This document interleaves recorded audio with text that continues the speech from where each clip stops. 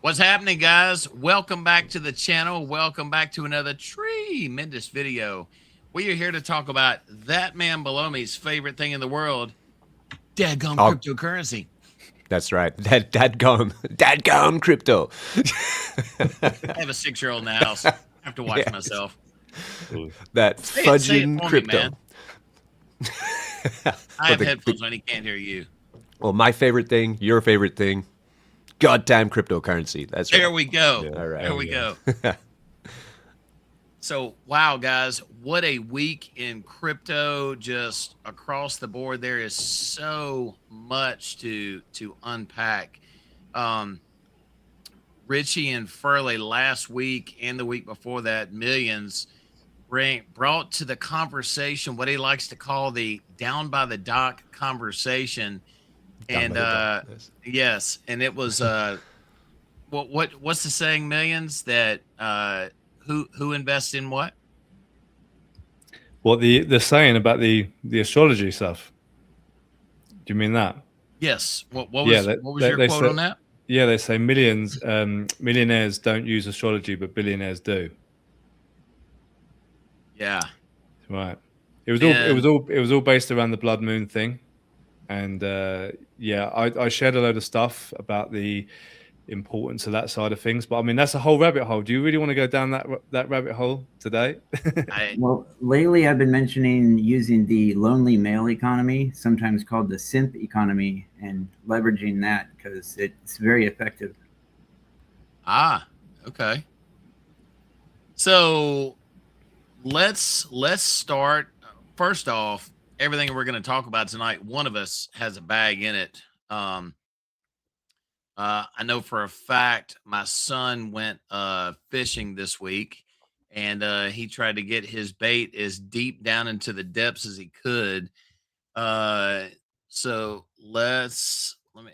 Richie, I know you have done some videos on it. Millions, I know you've done some videos on it. How deep have you guys gone down into this? Let me pull the screen up here.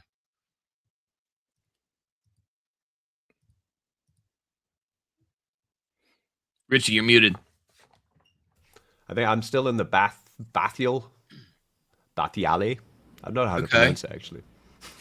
No, I believe you're on stream, but when he played the intro, it muted everyone's mics temporarily. No, I muted myself because I farted. No, I'm joking. Even better. Yes. Not really. No, so I'm prudish. Richie, you're a polite British. It was a censored fart. That's good. Yeah. So Richie, I went a little nuts with mine, and I'm gonna see how this works out. I went into I dug into my LP, which is typically a no-no, and went to the abyssal tier in depth. So this thing has gone in. It's kicking out pretty hot and heavy. And what I'm doing is once a day, I'm depositing back into my G Blue position, and it shouldn't take long, and I'll have a fully replenished G Blue LP position along with this kick-ass NFT. Yeah. I mean, I was thinking about doing that, but I decided not to because I noticed that other people were doing this. So I thought if I just keep in the LP with the G Blue, then I'll get more rewards. Yeah. Yeah, it's going to take me probably, I don't know, about 47 days to really get a little bit, to get fully replenished. So yeah, it's worked out pretty good.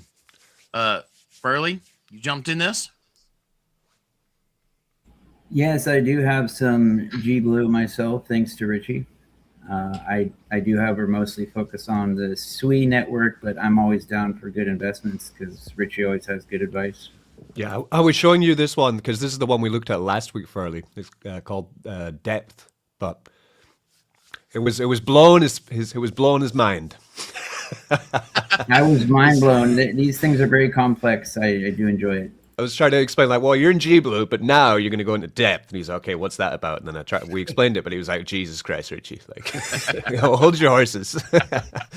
But I'm like, actually, Cerberus, Peter, I've noticed this actually in the past, like the things that I do naturally in DeFi and the things that you do in DeFi are quite different sometimes. So for example, with me, I was like, oh, I'm going to stay in the LP. LP's safe. I'm going to get my safe rewards. I'm going to sit. I'm going to compound very slowly. I'm going to get myself deeper. But then Peter is like, you know what? No, let's, you got fast hands. You're like, no, we're going to pull that out there. We're going to go in this one. Boom. And we're going to go. Like, it's a brave strategy. But I think usually in these kind of platforms, bringing Stunner Breezy, he says, bring the hammer, right? Yeah. Like, bring the hammer, bring it early. Don't make little chips away to try get there. Just make one big move and boom, you're in, you know? And then it's done. Millions has upgraded his pretty high too. What is yours up to now? Yeah, I'm still trying not to be salty about my computer sandbagging me on the launch. So basically, I was sitting there because now I'm in Mexico. I get like, you know, it's the time frame. It's the time zone is really great for me, right? So I'm sitting there with my laptop all ready to go, and it just absolutely downright refused to switch from the test net onto the mainnet. So I was sitting there watching the price go up. Did you just say you're in Mexico? Yeah, yeah. I'm in Mexico also. Whereabouts? In Baja California. Ah, Baja. I mean, my avatar is. I'm just an Android, agent, but I do have a human meat sack avatar. He does reside in Mexico. Oh, very nice. Love it. ¿Hablas español también? Mi español is poco, unfortunately. I speak it fluently. It's pretty nice tool to have, but yeah, that's awesome. My español is mierda. I didn't catch that. Caca. Do you use Bitso? Because that's what I use as an exchange. It's pretty advantageous over the US-based ones. I've heard of that. I've actually heard of that. Yeah, I'm going to have to check that out now you've mentioned it. The problem is that we've got Mexican friends here we've had for a long time, and their English is so freaking good that they just let me off the hook all the time. So they just talk in English, and it does not help us at all. But we're getting there. We're learning. I've been here. Well, we've spent a lot of time here over the past few years, but we've got a year lease here in the city now. So we've been here for about 3 months. So I'm gradually picking it up. Oh, okay. Because I've been here for like 14 years now. Okay, so you got a head start on me, right? Originally from the Bay Area, California. So language was important for me to learn. Yeah, but it's cool. It's really nice in Mexico. The leverage you have over the US regulations or UK regulations. Yeah, for sure. I mean, the UK, I call it the USSK now. Things are getting crazy over there. So I had to get a plan B for the family after everything that went down in 2019, 2020. It was, and Mexico was the first plan B, but I've got a couple of other plans C and plan D getting lined up for 2026. So I'm becoming a full passport bro. So he's coming to Mardi Gras. That's plan C. I'll tell you, after the stream, I'll send you all the tricks and stuff you should know to leverage Mexico, because I know a lot. Oh, yeah. Send it, brother. Yeah, absolutely. Absolutely. In terms of depth, so basically I was sitting there watching the price go up and there's nothing I could do about it. I was like absolutely fuming. I literally almost threw the laptop out the window. It was that bad. But anyway, so I switched the whole thing off, came back on, and it was like 18 cents. I was like, but anyway, so I got in. I've just maxed out midnight, which is now paying $23 a day, which is nothing to be laughed at.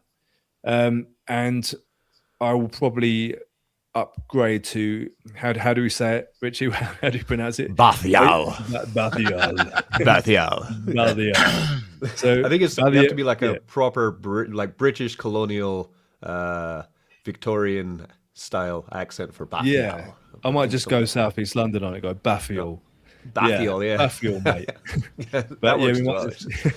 I'm gonna take a quick detour to finish the YouTube VTuber video real quick. So if I'm silent, I'll be right back. Oh, yeah, no worries, man. In the South, they were pronounced Bathial. Bathial. Buffet, yeah, yeah. All of it works. It all seems to work, doesn't it? But that's So my you next stop.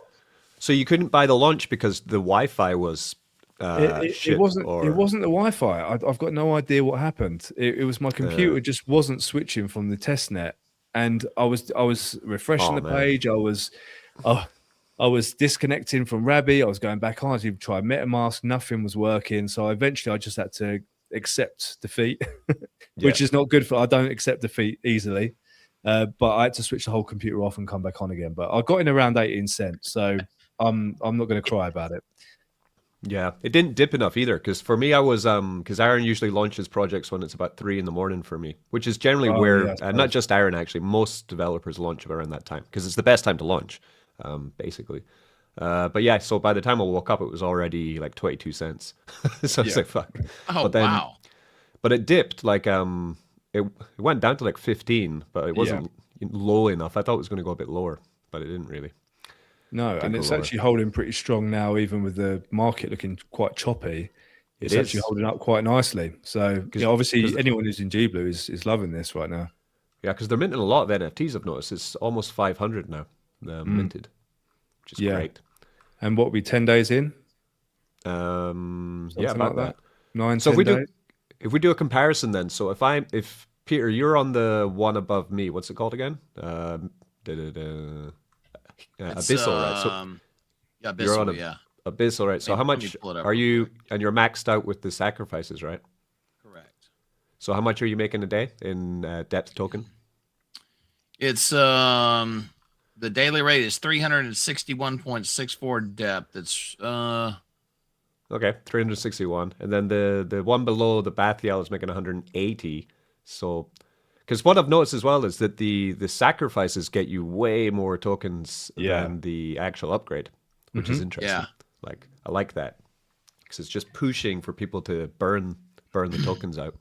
Yeah, absolutely. I mean, yesterday I maxed out both sacrifices on the midnight level, so it went from literally from $12 a day up to $22 or $23 a day by doing the sacrifice, and I think I only spent about $110 on the G Blue to sacrifice that, and it literally almost doubled my payouts. Yeah. So it seemed like a no-brainer to do that. So now I'm maxed out. I'm just kind of looking at the next level up, and I think for me it's going to be about 1,200 crude maths, about $1,200, I think, to max out the next tier up or tier down, shall we say, as we descend. Yeah, but I think So, but then that takes it to $44 or $43 a day. So it kind of seems like it could be worth it. So Richie, you brought up a good point. Like on this, so I'm in the Abyssal right now, but to go to Hadal, if you do the sacrifices and the upgrade, it goes to 904 depth per day. But if you just do the upgrade, it actually drops down to 334 a day. Yeah, I think from what I looked at on the calculator earlier, if you just do the upgrade, it just kind of pretty much matches you to the maximum of the one below you. I'm pretty sure that's right. So if you're maxed out at tier 5, and then you go to tier 6 but don't do any sacrificing, you're kind of going to be on the same income roughly. I think. I don't know. Maybe I'm wrong on that, but I need to. Yeah, it looks about like that. Yes. So the sacrifices is where the magic's at, really. Yeah. Yeah. Yeah. Damn. Now I want to match Peter though. I know. I was thinking the same thing. Do it right now. Do it right now. Fuck's sake. I know. Do it right now. Well, I'd have to bridge in more though, because I'm looking at my G Blue position. I like it though, because I've got like 1.5% of the LP in the pool. Split that sumbitch in half and do it. But then like I like, because I'm getting like what $12 to $15 of ABX a day. See, but then over here, if you do that, I'll get more. Yeah. If you do that, then Sui Trump can be down there playing a violin in the abyss with the tree hero. True. Yeah. Oh, it's tricky. Or just bridge in more money. That's the other way. It's the other way. Because Because I do like abstract actually. Like to be honest, in abstract, I'm only in G Blue and depth, right? I use Aborian for farming it in with G Blue, but apart from that, I'm not really using anything else in abstract at the moment. But I do like the chain. It's smooth, it's fast. There's never any failed transactions. The community seems to be pretty chill, which is nice because it's quite small. There's no drama or crazy people that I've noticed. It's always good. Yeah, the abstract community gives off a pretty good vibe, like the SUI community. Really do like it. SUI can get a bit nasty though. Sometimes, catty. Like, yeah, they're a bit catty. Yeah, but then, are you guys in anything else on abstract? Like, or are you just those two? No, those three same, things. same as you. Same as what you've just mentioned there. Nothing else at the moment. So if there is anyone watching who's in other things in abstract, definitely let us know. There might be other things, but I don't know. Depth for me, I think depth has just got winner written all over it though. Yeah, for sure. This mark right here, this is where Millions about threw his computer out the window. That yellow line right there. Yeah, there it is.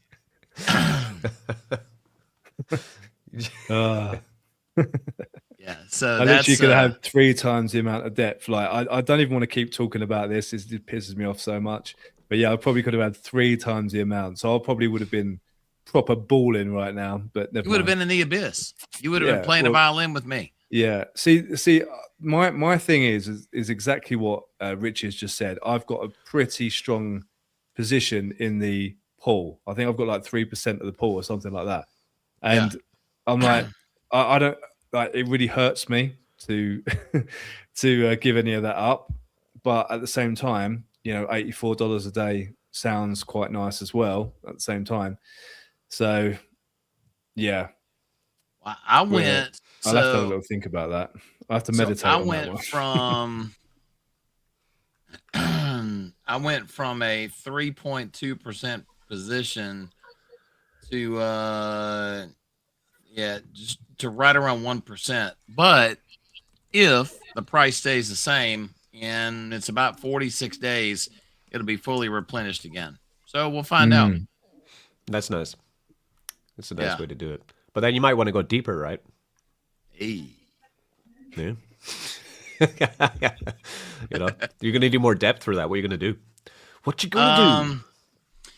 You know, there's a lot of things that I was thinking about doing. I was actually with the depth, once I fully ROI, building the LP back even stronger and then using the ABX rewards for whatever I wanted to do with them.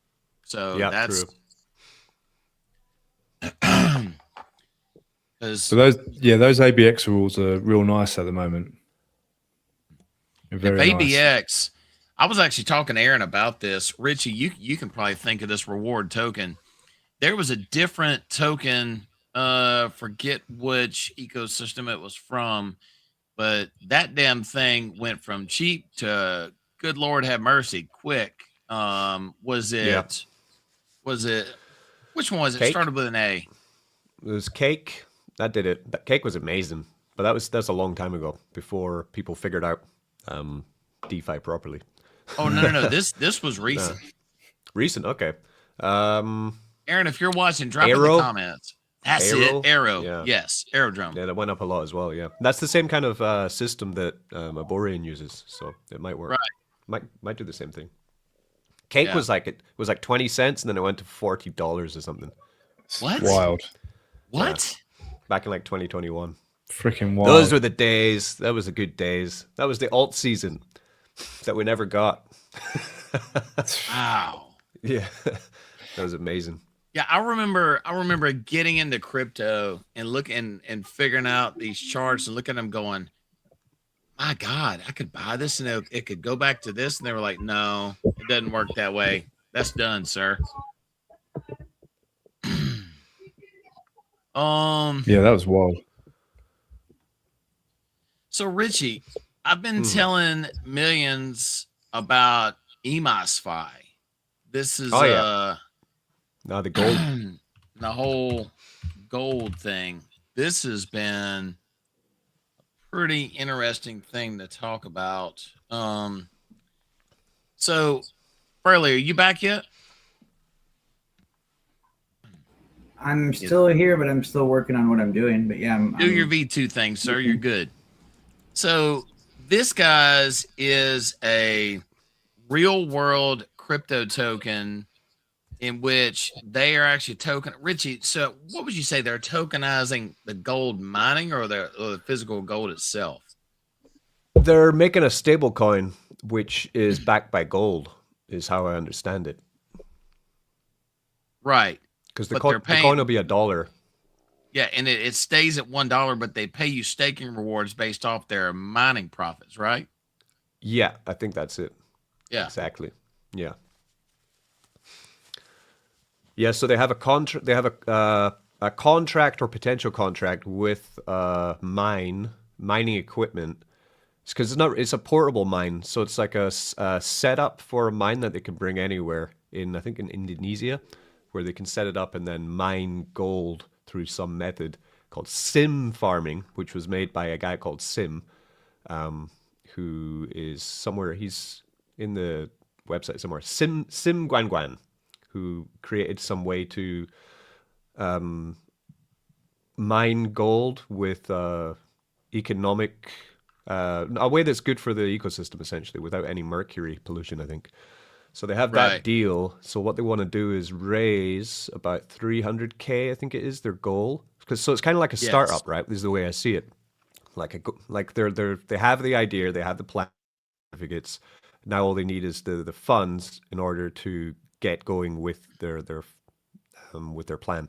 Where then the mine would mine gold. They'd stack the gold up in the storeroom. They'd back their coin, their stable coin, with the gold supplies, and then reward people in interest of more coins backed by more gold with staking. And I think they're also going to be trading gold as well with the profits. And they say they get a cheaper rate on gold than most people get. For I can't remember the reason. So there's a bunch of things going on. Gold lending as well will be. Oh, look, they're at 81.8K. Yeah, so they're getting there. I mean, it's hard. Like a raise in this market's very tricky. You know. Yeah. Like it's. Glad I launched my token when I did, man. I couldn't imagine trying to bond out now. Jeez. Oh, yeah, definitely. Yeah. But I don't know, what's your thoughts on it, Peter? I like it. Just like any project, you don't put all your eggs in one basket. But on this, it would be a great. I put some into it. I'm gonna put a little more into it. So it's pretty darn fascinating. I've talked to millions several times about gold. He had a couple of times when he wanted to buy gold, but he couldn't because those darn people over there across the water. It wasn't his computer this time. No, it was somebody else's computer. Okay, yeah, true. Hey, see the grin on his face. He don't want to talk too much about it. Yeah, but yeah, it's pretty darn fascinating. I'm definitely gonna stick some into it to see how it goes. You had a really good interview with them, Richie. That was really, really good. Yeah, there's a couple things that, like, from looking at the way they're approaching it, like, I think their plan is solid. It's just about communicating their plan to people who are landing on the site to check out the project. I think they might have a little disconnect there. Like, they've improved the private sale page now. Before it was a little bit vague as to how much they'd raised, where the money was, these kind of things. Now they have like a bar that says, total raised 81K coming up to 300K. So, because people need to see that because the closer this gets to 300K, then people will start putting in more money. Essentially, I think is what's going to happen. It says at the moment it's like 81K. From their stats, it says only 30 investors so far into it, right? Which, if it's only 30 investors, they shouldn't show that, right? They don't need to be that transparent. You know what I mean? So it's. But then because you're buying, you're getting a discount on stablecoin, essentially, I think is the best way to pitch it, right? Because if you're putting in $1,000, you're going to get, what is it, like $1,100 of stablecoin, right? But they're going to be locked for a year while you're earning on the appreciated asset, and they set up the business. So there's lots of moving parts to how they're planning and managing it, which I'm sure in the mind of the team, I think everything's crystal clear, but it's about how do you communicate that to potential investors, that it's that's how it's working, so everyone can clearly understand it. So I think because I've had a couple I've had a couple DMs from people like asking me to explain it because they can't quite get it. You know, they can't quite figure it out. They're not sure. They can't tie everything together. Basically. Yeah. Yeah, it's a good take on it. It's just that's one of them things, and a lot of EMOSFI really comes down to trust, as it does with projects. So I mean, I've never met them. I know you. I know others that I've been around a whole lot longer. So yeah, so it's just, you know, it's one of the things. It's like I'll give it a whirl, and then we'll go from there. Yeah, I posted a thing about the stream, and I attached a video to it, and I tagged all 4 of you guys if you want to see what I'm referring to. Yeah, absolutely. Yeah, because it's a bit different. It's a bit of a different thing, because usually when there's a pre-sale, it's like you're going for a pre-sale. It's never going to be in the real world. It's all in the crypto world, and what you're going to get is tokens immediately, and you're going to be able to do stuff with the tokens, right? Or there's you know, very clear idea of what's going on. But because this is actually a real world asset tied with DeFi, it does get a little bit more complex, because then you have cross-border law, you have, you know, accounting, you have to rely on actual business ethics and business performance by a team in the real world, not just on screen making websites and things. So there's loads behind this. So it's definitely, it's cool because there aren't many offerings that we come across for real world assets in, you know, in DeFi that we come across for opportunities. And I do have a couple of my subscribers who are big into it because they really think that the team can pull it off, which is nice to hear, you know. Yeah. So let's see. I think this is one to watch. I don't know how long the fundraise goes on for. I think they should just keep plugging away, basically. If they're almost a third of the way there, once they get half the way there, then it's going to be, hopefully the momentum builds for them. And they get to 300K and then can launch the project, you know?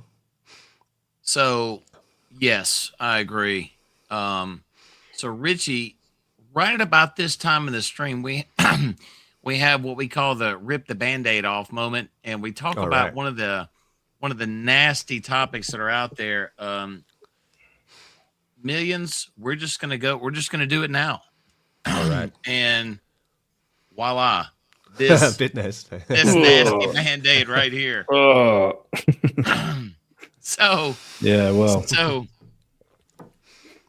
Millions, you take the lead on this, man. Oh, thanks, mate.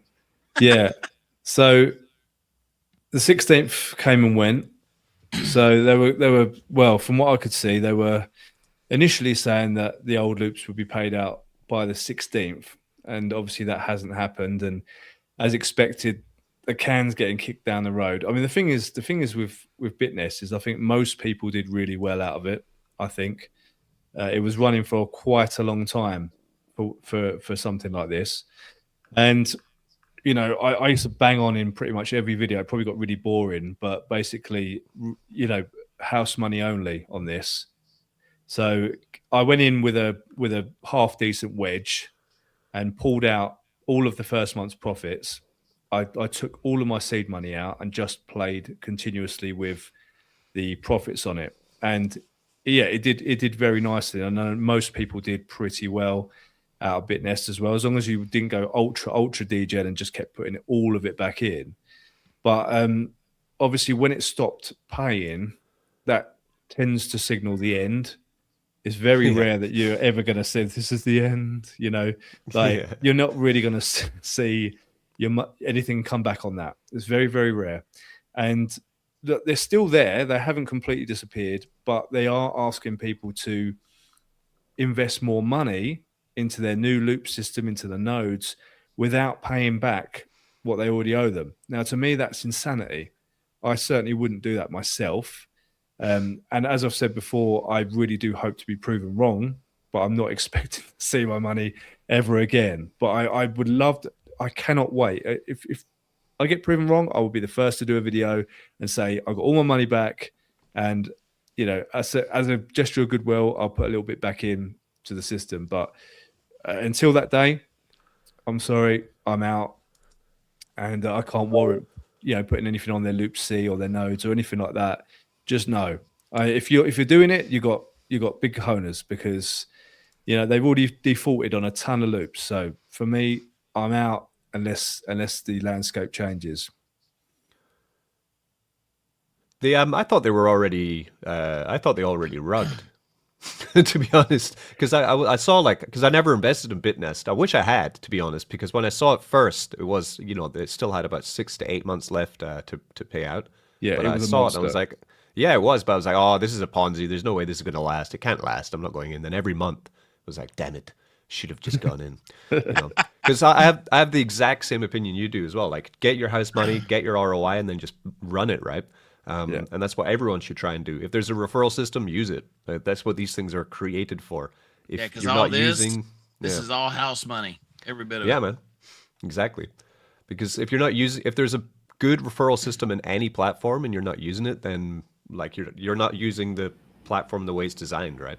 Is the way I see it. That is one thing I do have the ability to chime in on. The referral systems on things are very powerful because they're very useful when they're set up correctly, especially when it's beneficial for both sides. That's usually when it's the most effective. So, that's a powerful tool. But so because what I noticed with BitNest, I don't really know much, but I know that people stopped getting their loops back, and they said, well, if you want your money back, you're gonna have to buy a node, and if you buy a node, you get your money back. If you don't buy a node, you're gonna have to wait for your money. And I'm guessing then the money never came back. Well, it's been about 3 months, Peter, right? It's been about 3 months since the last one was paid. So, oh wow, okay. Yeah. So, but the thing is, they started up. All the old loops were in USDT. All the new loops, they've started this new BitLoop C thing, where it's all in USDC. So apparently they're paying out. I've got a lot of people that are saying they're currently paying out, but I mean, look, they owe a lot of people a lot of money, right? So I can't think why you would ever be possessed to buy a node or anything like that. Yeah. For me, it's like absolutely. I mean, that just to me is just insane. Yeah, insane. My last loop payout was 126 days ago. So I'm like, I'm gonna wait. Yeah. So it's kind of similar to like Paca Finance, but then Paca had a completely different idea, because they said, oh, we don't have enough money to pay you all back now, so we're going to pause and you're going to have to wait. But no one's getting anything, so we're just stopping. So basically Paca is still closed. They're saying eventually they've got most of their cash in SUI coin, LP pools, I think. They said when the market recovers, then we'll begin paying out, basically. So they just paused to put it in SuiFarm. But well, then they'd eat all the impermanent loss, because I think they paired SUI at like $3 or $4, and now it's like under $1. So they'd lose 75% of people's money if they unpair now. So they can't. They're stuck. I don't think a lot of people realize that. I don't think a lot of people understand maybe what they were getting involved with. I mean, I've got a fairly large position in Paca that's currently unattainable. I can't get to it, but when you go into these things, you have to understand, that they're subject to the market like everyone else. If they try and sell off now, like you just said, they're going to get absolutely mauled by permanent loss, and people will never see that a large percentage of their money ever again. So from what I heard, I could be wrong, but they can start paying out when SUI hits around $2.30, I think, apparently. But that's just a waiting game. I think the team remains with the best intentions. I don't think it's like some of these other things. I do think that if the market situation improves, then we probably will start to see our money again from Paca. So it's just annoying, because I can think of a lot of things I'd be doing with those funds right now, and I've learned a lot since then. I wasn't really into yield farming then, and it was like, oh, if someone else can do it for me, then I'm just going to put a ton of money into this. got a lot more knowledge since then. So now I look back and think, well, yeah, I probably wouldn't have gone in as heavy, but at the same time, you know, I think the team's got the best intentions. So, yep, that's a funny chart. Jesus, what a time to launch, right? Yeah, it's pretty opening when you put those 2 dates and then you put a horizontal line with the prices, right? Yeah. It's annoying because my it was supposed to be launched way earlier, but my team took so long to get everything ready. But you know, you can't fight the market. It's the same as another one I'm in called Dex bonds. So I guess they're similar to Paca because DexFi, because DexFi and Paca have just continued being who they are. They haven't asked you for any more money, or they haven't changed the plan. They just kind of continue doing what they're doing, right? Whereas with Bitnest, they kind of changed up the plan, right? And they said, well, now we're going to open another plan. You need to put money in there. You know, this kind of stuff. Like, it's pretty shady what Bitnest are doing. With DexFi, I mean, if you go up to where their LP is, because they have everything completely visual of what they're holding and stuff. Their problem is similar to Paca, where the LP that they're holding is all quite risky, I would say. Like in their base bag, for example, like a lot of their LPs are with altcoins, which of course have been completely decimated over the past 6 months. So you have like that banker coin, it's a pretty wild coin. Oh, that's is that the AI one? Banker, right? Yeah. Yeah. So they have a lot of banker. They have Tibber, which is a new rabbit meme coin. Brett Hartman actually told me about Tibber. But I mean, so this is like high risk, right? Actually, what they're doing with their LP, like they have what's that, like $80,000, $100,000 worth of meme coin in LP. Yeah. So they're really banking on fees coming from these high volume pairs.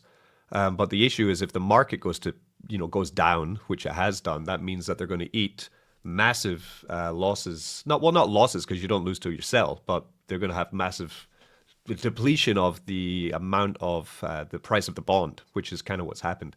The bond was about $60 when I went in. I think it's about $10 now, right? They're $39.35 right now. now. Okay. Yeah, so I guess it was $200 actually. They used to be the bonds. So I was buying in at bonds at like $200 initially when it launched, and now you can buy in the same bond, but you can get it for $30 to $40. Yeah, so I paid $200, $172 right there. Yeah, exactly right. So it means that your profit and loss is going to be way down until the market recovers. But for them as well, they're just going to keep the same. They're going to, I guess, if they keep the same plan, the market will come back, and then the bonds will get more expensive, and anyone who buys them at the cheap price will make loads of money. So that's the DexFi play, is to buy the bottom of the crypto market, ride it up. Basically. Yeah. I bought the top. Yeah. So on in here, that's when they launched, right there. Yeah, exactly right. Yeah. So they had a couple good months. Yeah. So, but on this, Richie, let's talk about your world. Let's talk about SUI Trump. Sure. All that good stuff. Let me bring that up. Oh, I need to start a raffle actually. So we're going to do 100 SUI giveaway for SUI Trump. It's a bot that I've coded up, so it's in the SUI Trump Telegram. So I'll just start up the raffle now. I'm going to run it for 7 days because I want to make more changes to the bot, but I can't do it while the raffle's running. So Which channel are you doing it out of? Do it on the SUI Trump Telegram. Let me find it. Yeah.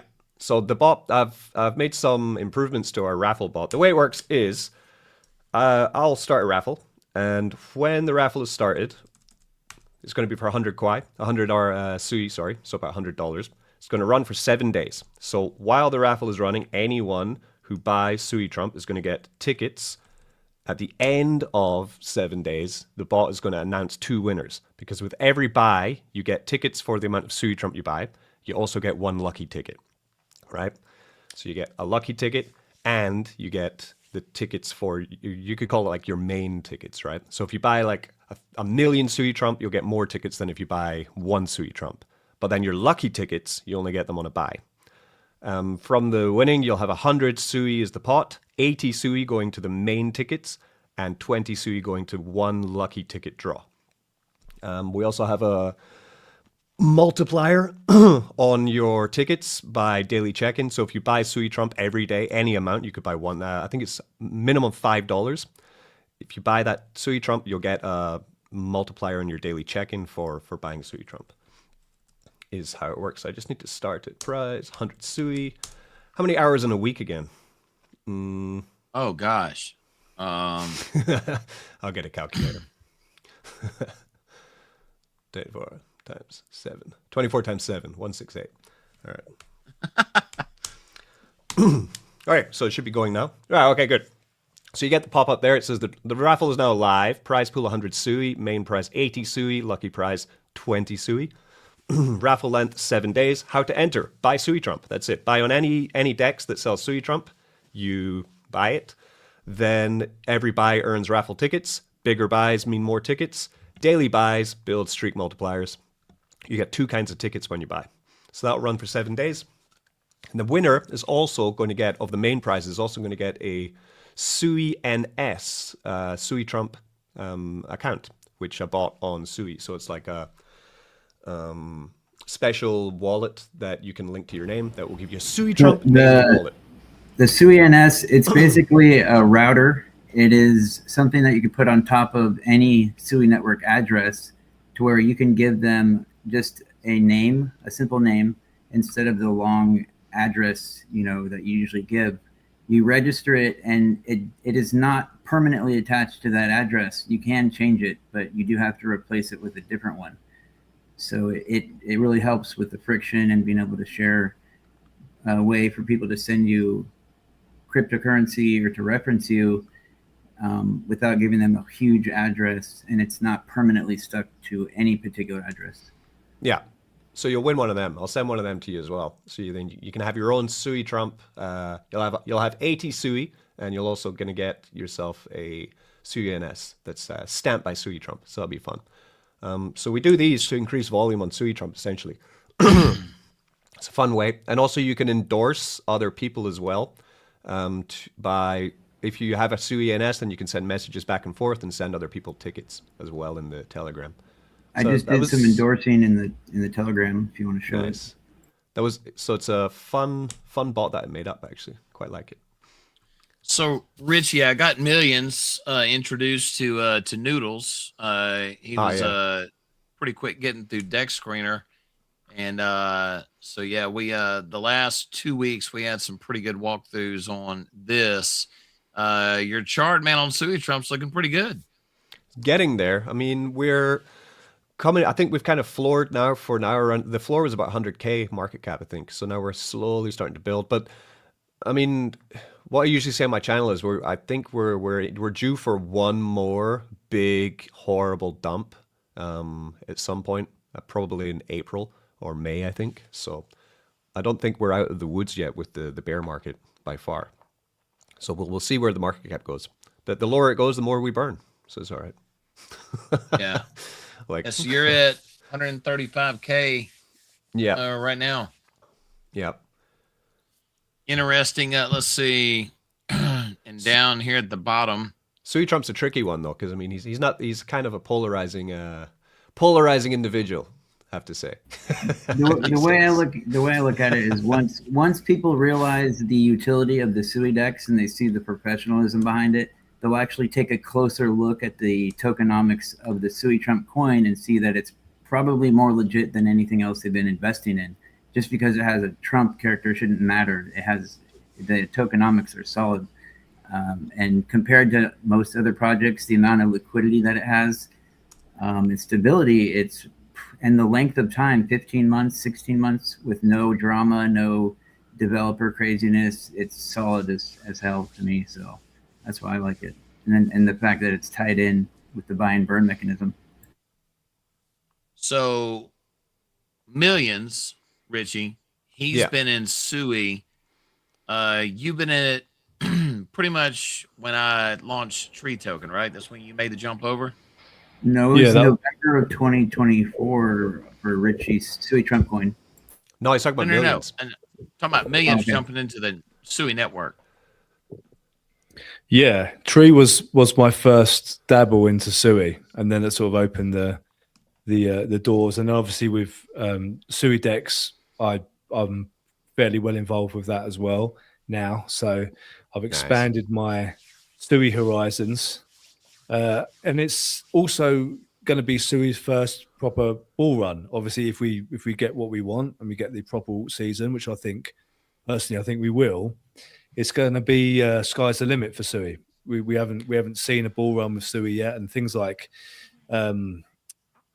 certain tokens on Pulse Chain as well. It's going to be a first for the bull run. So I'm staying quietly optimistic about SUI. I know it's taken a bit of a battering, but most of the alts have. So it's not anything particular to SUI. It's just the fact that the market has been very unkind to altcoins. But I think most of the crypto tourists are probably out now. And as Richie said, there's a good chance we will obviously see these pullbacks as totally normal as you ascend from the bottom. It doesn't mean it's going to be lower than now. It just might mean that we get a few more big DCA opportunities, which is what I see them as.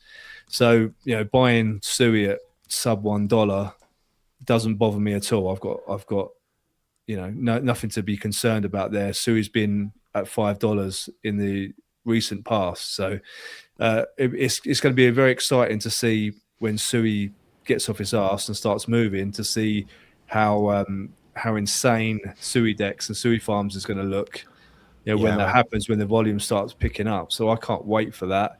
And I have some updates about the network later on after you guys are finished, just on the technical side of things that they're doing.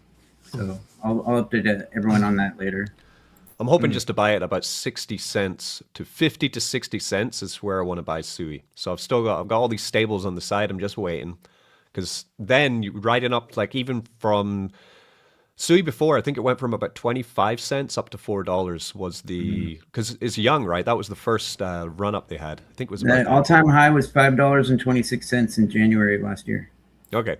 So, and it went up, I think it was like 20 cents or something, all the way up to $5. And then down and up and down and up, and finally down bigly. But you're right, though, because this will be the first bull run that we'll see with, because even SUI Trump launched just at the top of that. It launched in like October 2024. Is that right? October 17th, 2024. Yeah. October 2024 is when we launched SUI Trump as well, which is pretty much the market top of the bull cycle. So you're right, like we haven't seen any bull market really for any of these coins. They've all been part of the down market, which is quite funny. Good timing. Like Pulse Chain too, yeah. Pulse Chain's seen a lot of projects which have come out, which are we had one of the community from Pulse Chain from the Grays currency commenting earlier. Prairie Banana, he's a big supporter of the Grays, which is another token which has been battered in the bear market, but still community is strong, still volumes there, still people are still talking about it, investing in it. So Richie, you mentioned Grays. You mentioned Grays. There's going to be a reveal of alien information pretty soon. So they say. I thought that's pretty interesting. It's related to Trump. So this guy. Yeah. He's a big supporter of the Grays currency. I thought he was the developer before, but he's not. He's just a massive supporter. He's been with them and pushing them for like 3 years, I guess. The Grays started in 2023. You can find them at, I think it's goptgc.com. I think it's goptgc.com. And you can find all about their token. They have 2 tokens. At the moment, I only buy the Grays token at the moment. But they are, I think they will really, really explode when the market gets good again. The tokenomics They're already going up quite a lot. PTGC is the next level. The tokenomics are phenomenal. The whole buy and burn thing. I bought a decent little bag at a pretty good price. So I'm just sitting with that at the moment, and it's all staked at the moment. So I'm just earning PTGC by the day, and I'm happy to let that ride. I've got a Pulse folio, waiting in the wings. Nice. Yeah. So I've got all my favorite Pulse Chain tokens stacked and ready. So we'll see. Have Have you been watching the ProveX token? I didn't. I've obviously being out here and being so busy the last sort of couple of weeks, I kind of missed it. I've been catching up a little bit on it all. I know PTGC have got some liquidity pools, I think, with ProveX now, haven't they? And it was a fairly successful launch from what I could gather. How do you search it? PROV? ProveX is, if you want to see the chart, it's PRVX. So it's dipping at the moment with the rest. Well, everything's dipping right now. But yeah, launch seems all pretty positive, to be honest. Like up about 2x, roughly, I think. Yeah. Huge volume, like $1 million volume today, which is great because Pulse Chain was really lacking in volume and attention. The volume's been awful lately, but yeah. You know, I think it's one of those things that we're going to see, hopefully, the first bull run for a lot of those tokens. So, you know, I if you've been for a bull run before, you know exactly what can happen. I think a lot of people underestimate, if they've not been for a bull run before, what these tokens can do. It literally blow your freaking brain to think. Wow, that's a lot to choose from. Look at that. Choose the one with the highest liquidity. But yeah, everyone's pairing with it, yeah. Because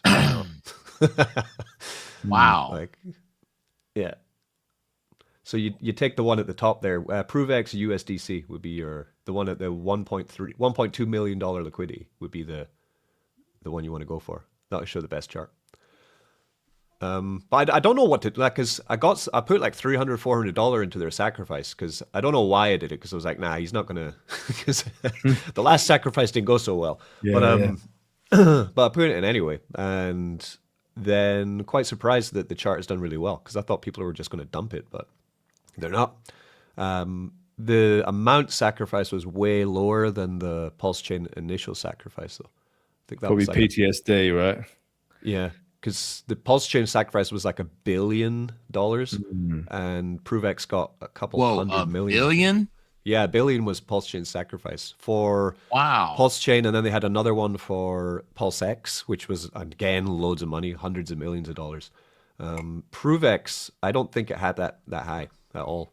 At the last moment, there was hundreds of millions which were being sent into the sacrifice for it, but I think that was actually probably just Richard Hart, because he's a narcissist.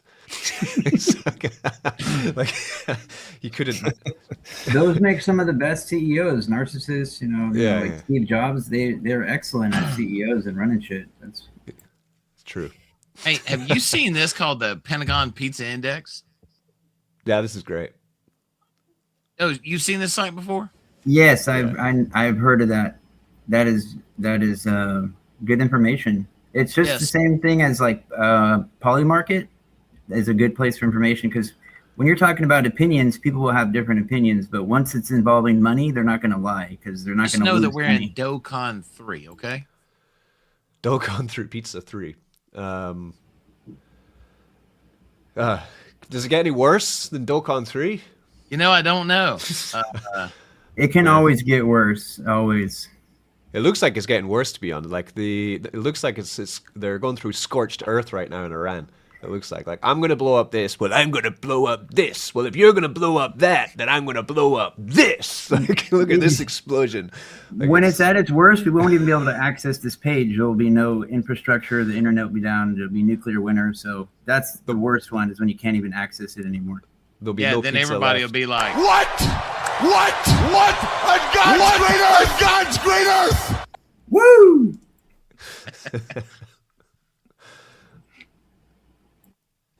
Hey, Peter, I posted a couple of those videos if you want to show them. Where are they at, Furley? If you go to X and you go to my profile, you can see a couple of them. We're going to go to the Furley X. That's all right. Furley X up. They're the rabbit hole. They're slightly spicy, but they're safe for streaming. Okay. Spicy, huh? Deal with spicy. Richie, how is your R-bot doing? Is going well. I'm training it right now while I'm talking to you, actually. Your eye is talking. But yeah. Oh, the camera's doing something. Yeah, at the moment, because the way I've trained it is with Claude Code, you have these things called hooks, which are pretty powerful. You make it's kind of like set up prompts, which you get it to reflect on in the morning.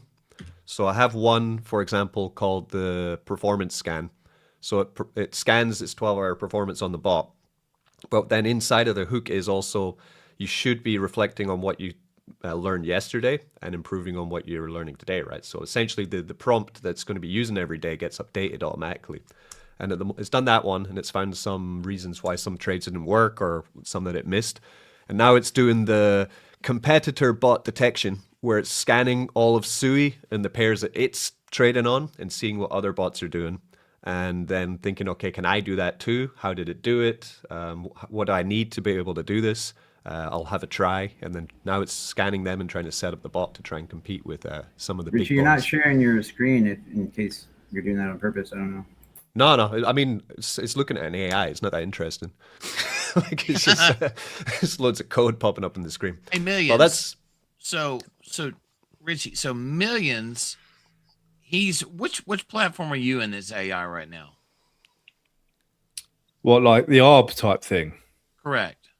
Yeah, I just took a little degen punt on the ARB call. Oh, yeah, I was looking at that. It looks high APR. Yeah, it's like it differs from day to day, which is never a bad thing, but it's kind of averaging around 1% a day or so. There's a degree of transparency there, but I mean, like anything like that, it's always play money into it. Anything that I haven't got control over, basically, and I don't care who the team is anymore. I've been stung a couple of times by, you think you know the team, but it doesn't always work out, to plan. Yeah. So anything that I cannot actually hold on my ledger or whatever, I consider it a degen play. That's as simple as that now. That's my mindset. So yeah, I'm very much into AI tools and stuff like that, and the whole AI economy. They're powerful weapons. If they're irresponsible, it's going to cause damage. If you're responsible and know what you're doing, they're powerful, positive tools. But there's a spectrum of responsible use. You got to be careful. That's the good thing about SuiFarm. I'm telling you, man, you can do it for as long as you want or as short as you want. There's nothing locked. I mean, outside of the token locker, but you have to do that by choice. The rest of it, you can take it out whenever you want. It's a solid choice. It's immutable as well. Like I can't change anything I can change the deposit fees, withdrawal fees. I can't change the token locker. It's completely immutable. It's just going to run. Yeah, Richie, I was saying you should be talking more about how we've had a dual defense scan from the Hack and Proof audit firm. They have 8 years of experience. They're the only one recognized by the SUI network, and we're the first people to even have a dual defense seal of approval from Hack and Proof. That's ultimate safety, because that's open sourced. Hackers can go and take whatever powerful hacking abilities they have to the code and get money if they can break it. And the most recent one, there was 0 payments because there was nothing to find. So it's like a white hat, crowdsourced white hat website where you essentially give up your code base to Hack and Proof, and they get hundreds of hackers to come in and try and basically break it. And if they can break it, they get funds. If they can't break it, they don't get anything. So we had 100. The first time we had like 200 people to come in and try and break it. They broke loads of stuff. We fixed it to whatever they managed to exploit the first time. Then we send it through another audit agency. Then we put it back to Hack and Proof for them to try break it again. And the second time they were unable. 0 payouts, nothing to get anything, which is great.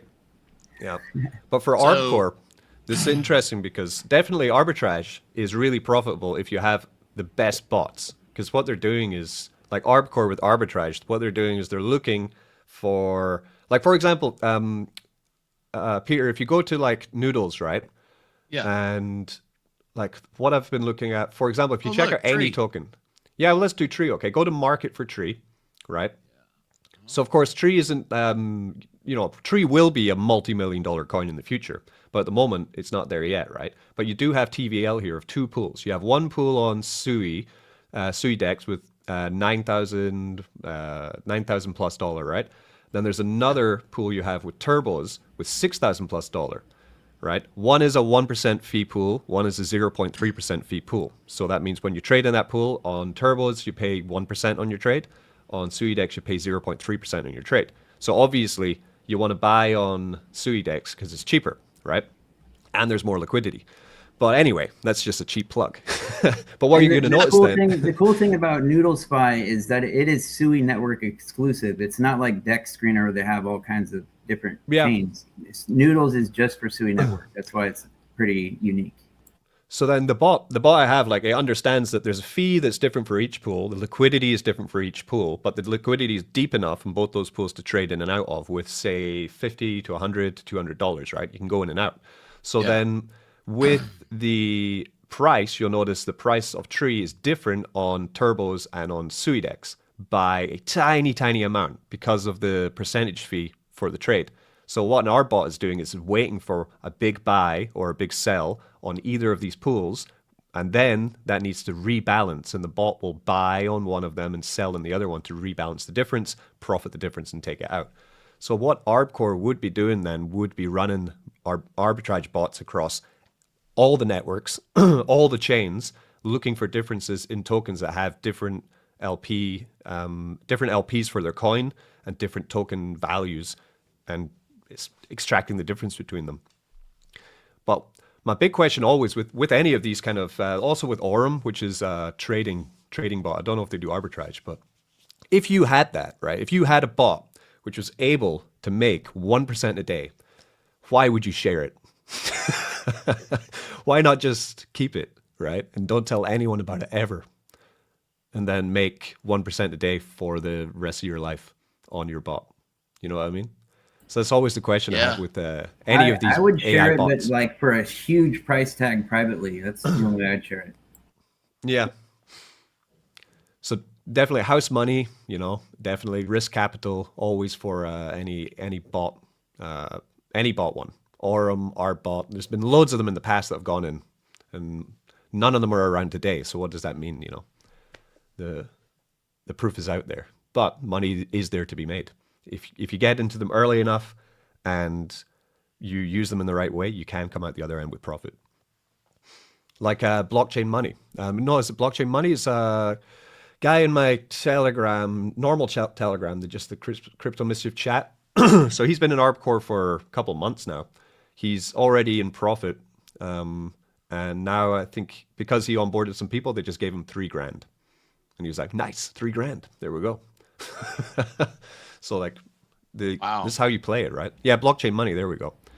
There's the same thing happening right now with AI. Is instead of paying for compute, there's programs right now that are giving away free money and like access to powerful models that they will pay you money to use instead of paying for it, and they're better than the ones you pay for. But it's complicated, so that it's a different stream to talk about that probably, but I'll show you guys. Hey, you mean that guy right there? Yeah, there. He got a gift of $3,000 from them because he has been in it for long enough. He's spreading the message, telling people about the platform, and they rewarded him, right? He's right there. He says the ArbCore need the money, need the liquidity to make more cash. Because the more capital you have in your arbitrage bot, then the bigger trades you can make, right? You can make huge trades. Like if you go into, I was looking on Sui at like tokens like Deep, right? It's kind of like the ledger of Sui network, right? Their liquidity is insane. They have like hundreds of millions of dollars of liquidity. By the same developers. It's not some third party. It's in labs. Yeah. So it's just across different pools. They have 4 pools across Sui with like 800K, 150K, 400K, 200K. Amazing for arbitrage, right? Because you're going between 4 pools which have really, really deep liquidity, right? Wow. And for Sui, that's big, right? Because Sui's not Solana. But I don't know if ArbCore go across Sui. They probably do Solana, base chain, Ton, probably, because Ton. Yeah, I've had a look at the transaction IDs, and I've seen some from Solana, from Ton, because it started on Ton as a trading bot on Telegram. Okay, yeah. They've only had the web interface since December, and I've seen some Solana, I've seen some base chain.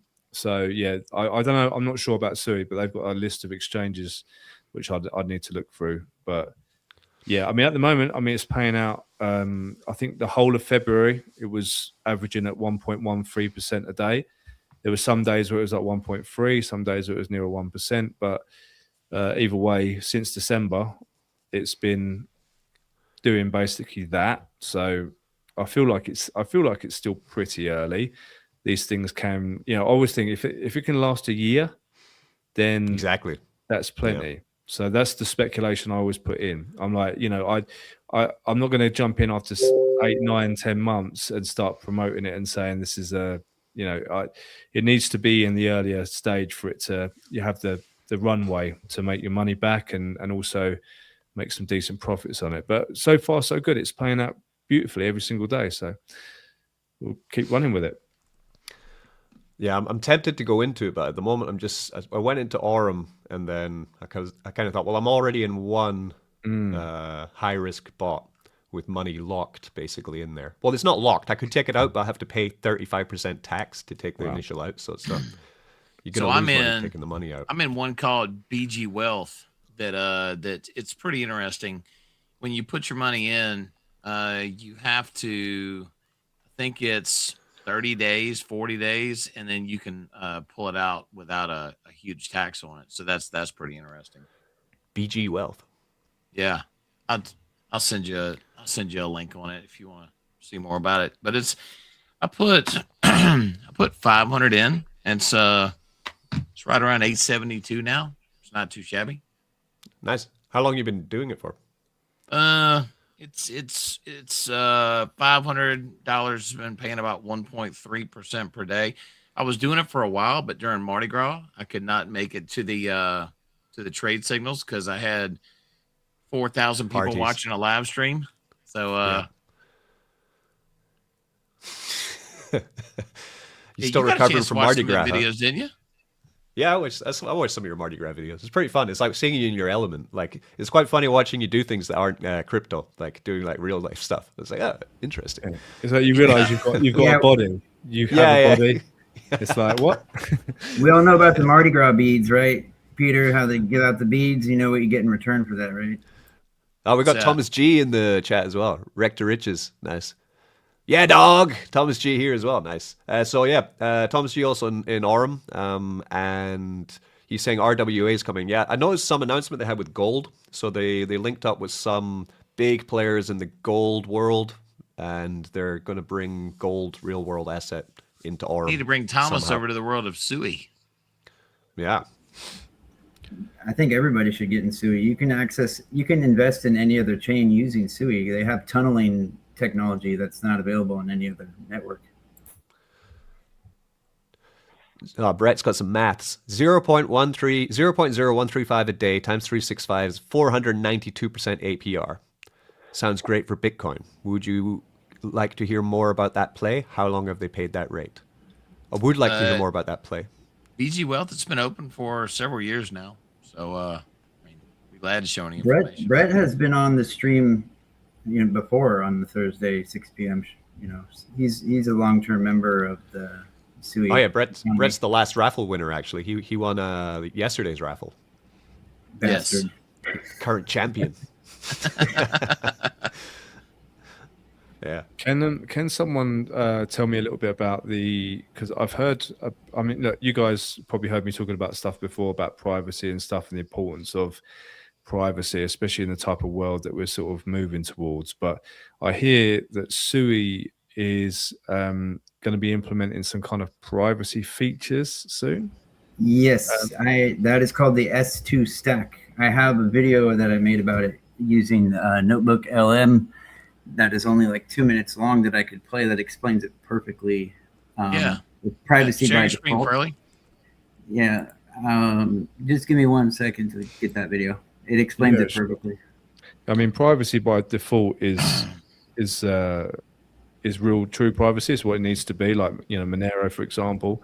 The type of surveillance world we're moving into is going to become more and more important, I think, to have your ducks in a row when it comes to privacy and stuff like that. And after all, that is what crypto was meant for. It was meant for peer-to-peer transactions, decentralized, no middleman, no banks, no governments, nothing like that. and they've wormed their way back in. And people have actually asked them to come back in, which always surprises me. The entire point of crypto was the absolute opposite of that. But it's nice to see the privacy narrative is coming back to crypto again. I'm quite pleased about that. So obviously to hear that SUI is going to be implementing some privacy features is interesting to me. I'm all ears. Richie, so in Noodles, this has been pretty nice to see the TVL on Tree and some of the others gradually ticking up. Millions, I think it's just you and me, man. No, I'm still here. I'm just pulling that video up. I gotta look for it. I have so many videos, made already. But yeah, the S2 stack, there's more involved. It's also about gasless transfers of their SUI coin called USD SUI. It's going to be a stable coin that has, it's not gasless, but it's sponsored transfers. And I want to know about the privacy transactions. I'm right in the lane with millions on that. That's something I want to know more about. I will have it very shortly, within a few minutes. Okay. Just got to get on my computer now. It's impossible. Possible.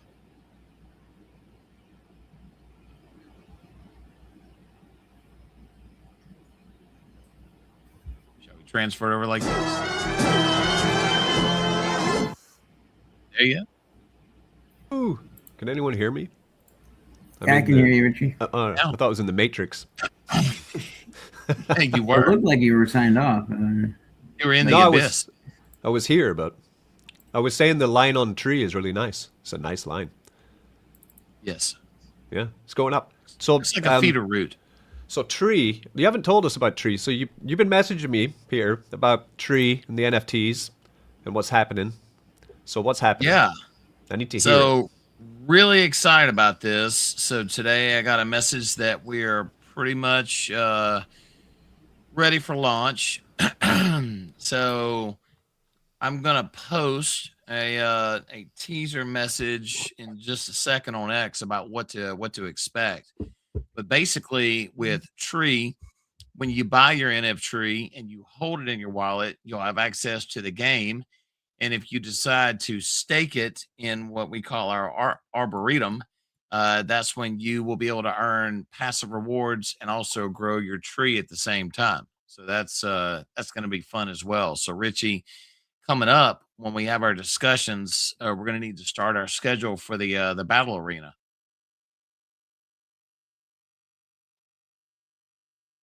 You're muted, good sir. The battle arena. I'm Yes. ready to share that video whenever you want to put my screen share up. Yeah, well, one more thing though on Tree though. So for this upcoming NFT mint, before, this was ages ago, but you said before you need to hold a certain amount of Tree to get the NFT mint. So how much Tree? 5 million tree, 5 million tree in your wallet to be able to take part in the minting. And Okay. right now, 5 million tree is extremely cheap. I mean, extremely cheap. It's let's see, to get 5 million tree. I mean, back when we were wondering about this, 5 million tree is basically $102. Okay, that's good. It's a nice price though. That's to be eligible to mint the NFT, right? Correct. Okay.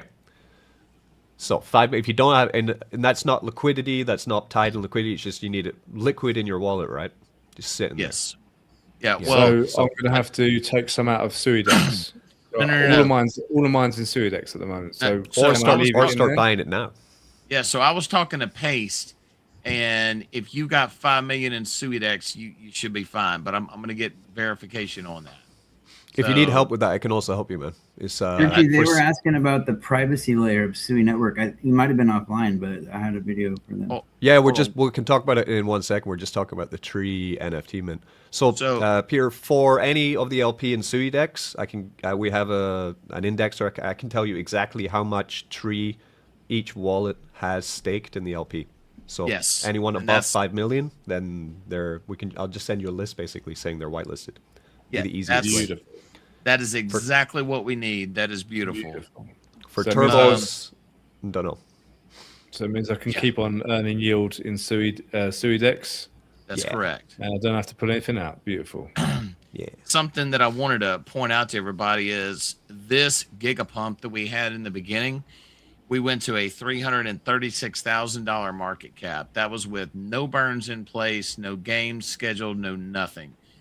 We've taken out of circulation almost 137 million tokens, I believe it is now. A lot of that is burned, and a lot of it's time locked.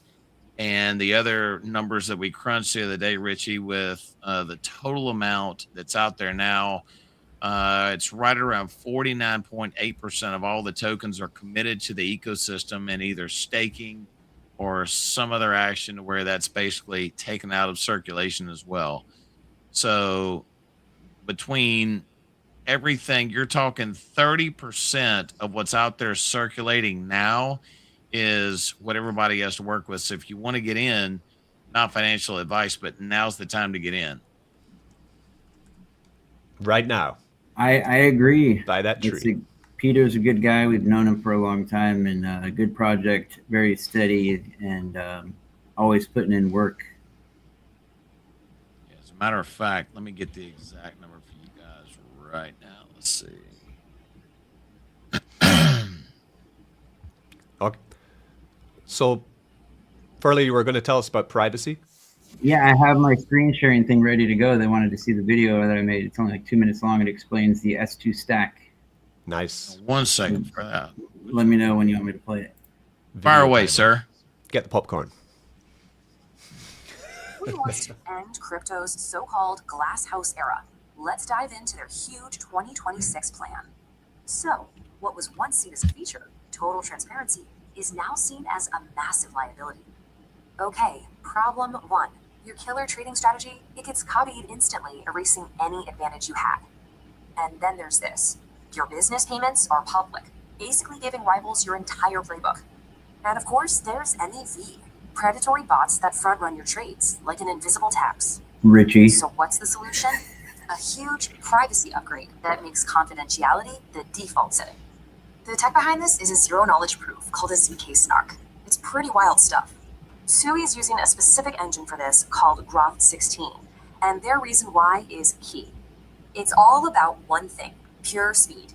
Verifying a proof takes just 1.2 milliseconds, blazing fast.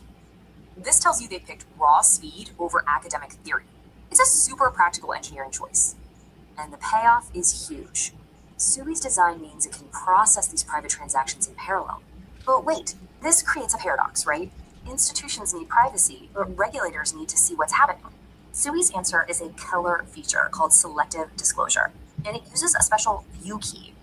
And this chart really shows how SUI stands apart from the old school privacy coins, right? So here's how that works. An auditor gets a read-only pass to see your transactions. Simple. But this isn't just for compliance. It's also a direct economic weapon against MEV. Take the classic sandwich attack. A bot sees your trade and jumps in front to skim profit. On SUI, that just becomes impossible. The bots can't see the trades, so they can't front run them. The result is a much fairer market. That's what's going to attract serious traders and liquidity. And this isn't just one single feature. It's a whole developer ecosystem called the S2 stack. This stack has everything you need. A gas-free stablecoin, easy logins, and even tools for AI. With USD SUI, the idea is simple. A private, on-chain Venmo experience, but with zero gas fees. And Slush gets rid of the biggest pain point. You can just log in with a Google account. So, SUI is making a massive bet that the glasshouse era is officially over. That was it. So yeah, that Cool. pretty much explained the whole thing. It's not fully implemented yet. It is ready to go, but right now transactions are still viewable. But it is fully structured and ready. It's an implementation that is going to be like over the 2026 period. Wow, that's interesting. It's pretty wild though, because like for example, when you send because SUI is so aggregated, right? So say you want to buy a token that is across multiple dexes. So say it's on Cetus, it's on Turbos, it's on Bluefin, right? The 3 biggest dexes on SUI. When you make a swap, what it's going to do is the SUI that you use can sometimes just be split up into 4 or 5 different places, and then it will buy on 4 or 5 different dexes, and then it will send all the tokens back to your wallet, and you'll only pay 1 gas fee. Because, like, say you had 1 SUI coin, what happens is it splits it into like 4 SUI coins, sends out, they all pay gas, but they're paying basically the same gas, smaller amounts of gas, then comes back in to get the coin. So instead of buying on 4 different dexes to get a better price with 4 gas payments, you're buying on 4 different dexes to get a better price with 1 gas payment, right? Which is cool, but then when they add the privacy to it, it'll mean that people are going to be able to trade in like multiple dexes, aggregate it across the spread, and no one's going to have any idea what they're doing. Like it's going to be really, really good for hiding your money. Exactly. And somebody, like really somebody in the comments just said, where's that video? So if you go to my X page, x.com wisedegen, it'll be the most recent video that I post, that S2 stack video, whoever was interested in the comments. Cool. Yeah, the word crypto comes from the Latin word cryptos, which means hidden. So the entire point of crypto was to be like a hidden currency in it, and it's been, everyone's basically been psyoped, I think. I mean, even the whole narrative behind Bitcoin, it's like, oh, it's digital gold, it's a store of value. No, bro. It was meant to be used as a currency. As the whole point of Bitcoin was to step outside the bank, separate money from state, etc., etc. And they've managed to hijack the narrative, so where people think, oh, it's just because it's like gold, it's just going to sit in my wallet, and we're just going to speculate, and then if we make a little bit of gains on it, we'll turn it back into Ponzi fiat currency again. Millions, So, you're hitting the nail on the head. That's exactly SUI Network's whole idea. They are totally old school developers. They were originally, part of the DM coin on Meta, because Mark Zuckerberg, he flew in the most intelligent engineers in the planet to design their chain, but it didn't work out. So they split it off and they made the SUI network because it has Kostas Triakis. He had a PhD in cryptography in 2010 and helped expand Bitcoin. He's the lead cryptographer for SUI network. He's designing the S2 stack. So that's why there's some really great minds and OG decentralized first mentality of the whole network. Those are the guys behind it, Niston Labs. That's why I'm so much into the network, is the technology and the mindset of the developers. They really have something unique here. It's not even a blockchain. There is no bottleneck. It's parallel execution. That's why it's sub-second finality and programmable. It's like a computer. It's not even a blockchain. wow, that's interesting. It sounds as though it's moving in the direction of kind of how crypto should have been moving before the narrative got kind of jacked. So, Right, I mean, and then obviously now you've got Monero, I've got the FCMP update coming as well, which is going to take a huge step towards quantum resistance. This is all stuff that we need to have this stuff as tools going forward. Kostas Triakis already solved the post-quantum protection. He already solved it and shared the technology for other chains. The same guy I was talking about. He already figured it out. And with Monero, those are ring signatures. You can't undo that. You can't share anything with anybody about Monero. It's the ultimate privacy coin. If you want pure privacy, they use it on the darknet. But you cannot share it. There's no way possible. So they're Down by the dock, baby. Is they're making it like that, but a private key can unlock it for like the tax man, so they can see what you're doing.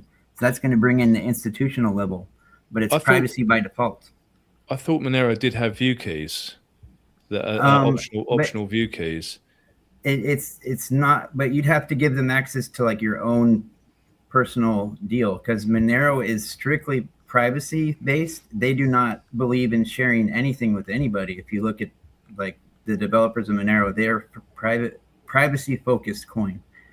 They're absolute purists. Yeah, I mean, it's just an incredible. So I do love XMR Monero for sure. I hold it because there's a big market for it. There's a big use case for it because it is privacy first before anything. But SUI is trying to blend the best of both worlds. Yeah, and the whole ZK Snarks thing is interesting as well, because I've only ever heard ZK Snarks. Well, I heard about it with from Pirate Chain, which is like it's a meme coin, so to speak, but it's obviously it is also one of the most private currencies on the planet as well. But I know they utilize ZK Snarks. It's called zero knowledge proofs. So it's like signing something. It proves like, okay, I'm like, say for the SUI NS that Richie was talking about earlier, how you have your SUI NS. That is a zero knowledge proof signature, because you can verify with the SUI network who you are, but not give the public who you are. And a zero knowledge proof signature will be like, okay, this is this person, we can verify it, but we're not going to tell you their information, but we can verify that it's true and that they are who they say they are. That's the ZK thing in a summary. Just watching a little Trump interview with the Japanese Prime Minister there. Oh boy. Yeah, it said one Japanese reporter asked him, like, so can you tell me why you didn't tell anyone that you were going to attack Iran? And then Trump replied, well, you know, it was a surprise. You guys know all about surprises, don't you? Like Pearl Harbor. Like the Prime Minister just like, oh, Jesus Christ. Trump is a maniac in the best way possible. He's so memeable. Like, you guys gave us the best surprise. It was the same thing with the Venezuelan, you know, when they kidnapped the president. They're like, what did you do this for? It's like, we wanted their oil. What? We're taking their oil. Just straight up, he's not making excuses. Like, we wanted the oil, and he threatened me, so we kidnapped him and his wife. Funny, man. So we got any other alpha? Any other projects? I was just looking as well earlier today at Tau, right? Which I've never bitten sore, right? I've never bought it, but it's kind of like how a couple months ago the Zcash and Monero were just ripping. Share your screen, man. Well, it's just CoinGecko, right? What is it? Bit and Store, TAO. Let me see. How do I share my screen? When you're done, I have stuff going on in the SUI network. Like, they have a bank account now that's decentralized. What? What? Entire screen. Well, let Richie, do his thing. I got to pull that stuff up. You see it? Yeah. Yeah. All right. So Tau, Bit and Store. Apparently, it's like an AI. I've never really I've seen it. It's been around for ages, but I've never really paid attention to it. But then you start looking at my internet's gone to shit. You've got more tabs open than me, Richie. Yeah. So if you look at it on the 3-month, right? On the 3-month, it's gone down. And in the past month, when, of course, the market's been kind of going up, it's also been going up, but it's not really stopping. So it's, 275 at the moment. But you go on the yearly, and it's really pulling up.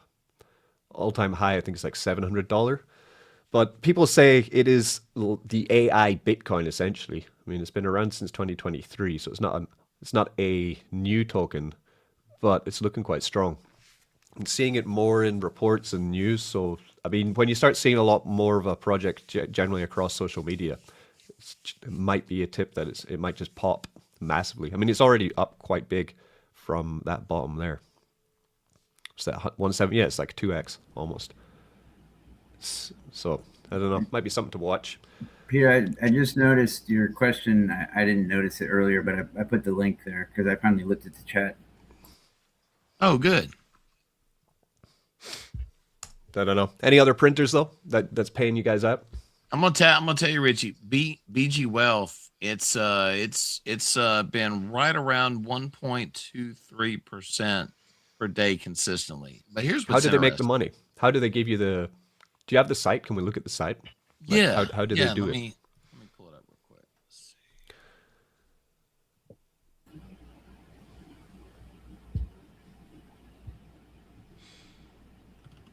see. I watch Mischief Finance. That's where I get my advice from, because I'm computer nerd, AI expert, but crypto I follow Mischief Finance. And yeah, but I watch Williams, I watch the Liquidity channel because they got the alpha too, man. Like it's true, right? I invest in people. That's what I invest in, people's integrity, what they're doing, and more than like anything else. I invest in visibility. Yeah. That's what I invest in. I am Transparency. private by design.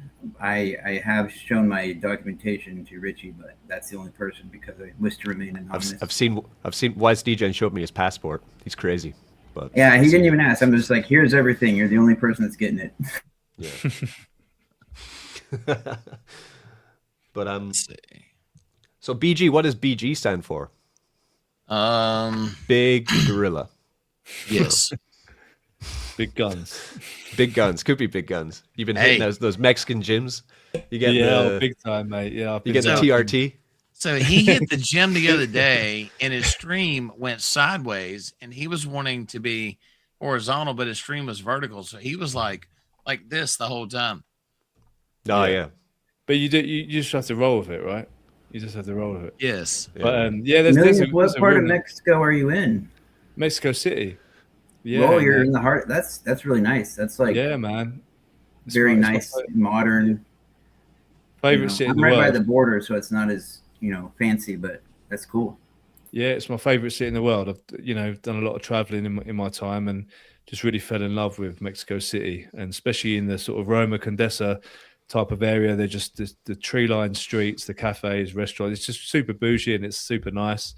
It's great for family as well. I've got my young son here as well. It's a really, really nice part of Mexico. We've traveled Mexico a lot, and I always thought that we would end up living by the beach. Like this scene behind me is a scene I got very used to when I was staying in Acapulco for a while. So I got as close to an AI image of it as I could.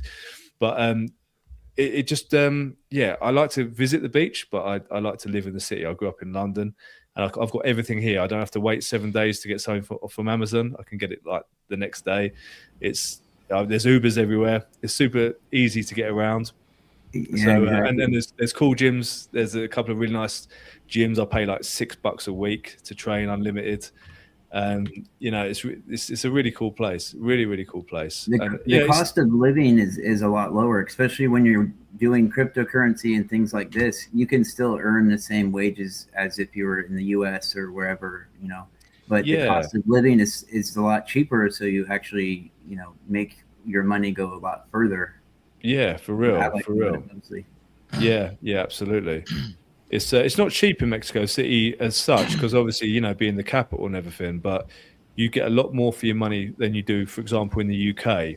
And the bills are like a fraction of the price. I pay like $60 a month for gas and electric, whereas in the UK I was paying £400 a month, which is like probably the largest savings is housing. Because I'm paying $350 a month for what I'd pay $3,000 in California. That's crazy.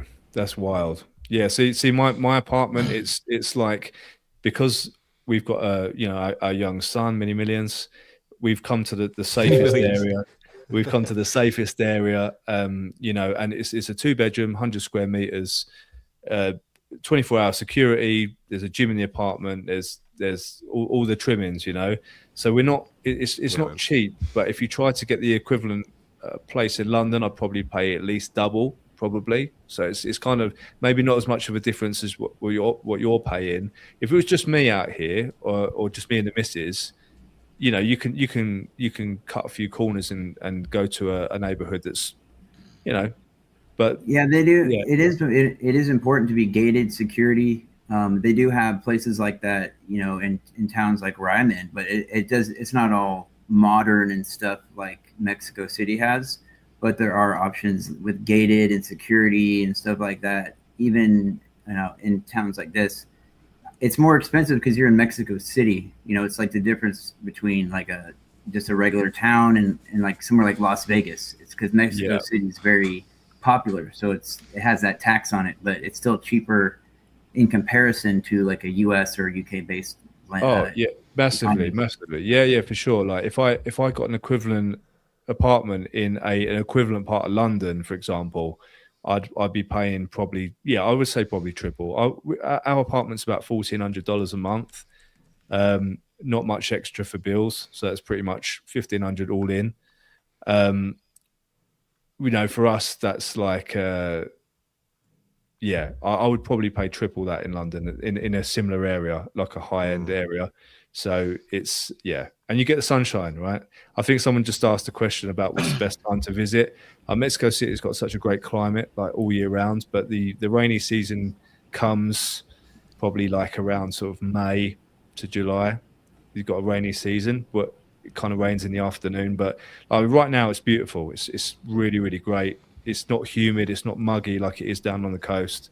So yeah, I would say definitely have a look at Mexico City. If you want any recommendations, just hit me up. If you want something like cheaper, you know, in Baja California, you can visit like areas like maybe San Felipe is super cheap, and it has like a really huge expat community. It's on the Sea of Cortez. Is that where the Baja Blast comes from? I'm not sure what the Baja Blast is. That would be. I've never had it before. I've seen it on TV. I've never had it before. I've never tried it. It's tremendous. It's a juice, as we say in Scotland, or a soda. Fizzy they juice. Have a crocodile. They grab your head and blow a whistle and pour liquor straight in your mouth, and you know, alarms and whistles going off. It's pretty wild. Sounds like Mardi Gras. Yeah, it does. Yeah, sounds like Friday night for me. Did you find those videos, Peter? I could play them locally if you want, but the videos that I made of the streamer girls about, you know, advertising the stream, but yes. Let me show them this real quick. So Richie, this is BG Wealth. It's a very basic site. Okay, cool. So you've been in this for months, right? Yeah. And proof is in the pudding. Proof is in the pudding. And this is about the profit. It goes up a little bit every day as the total balance goes up. But today, very rich man. Yes. Yes. Break the bank. Go to the depths right now. But on $10 a day on 800, right? Nice. Yeah. And basically what they do is they send out a trade signal twice a day, and you plug it on here. Let's see, it's it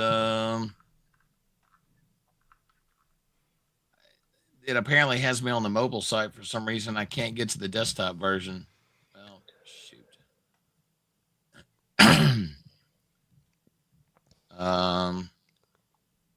I don't know. So it's a trading bot then, or it's a wealth fund, or what does it do? Basically, what happens is they give you two trade signals. One comes in at 12 o'clock my time and 6 o'clock. And there's actually been some days to where one of the two trade signals, they would say, hey, this one's a loss. Here's your next one, to where you can break even.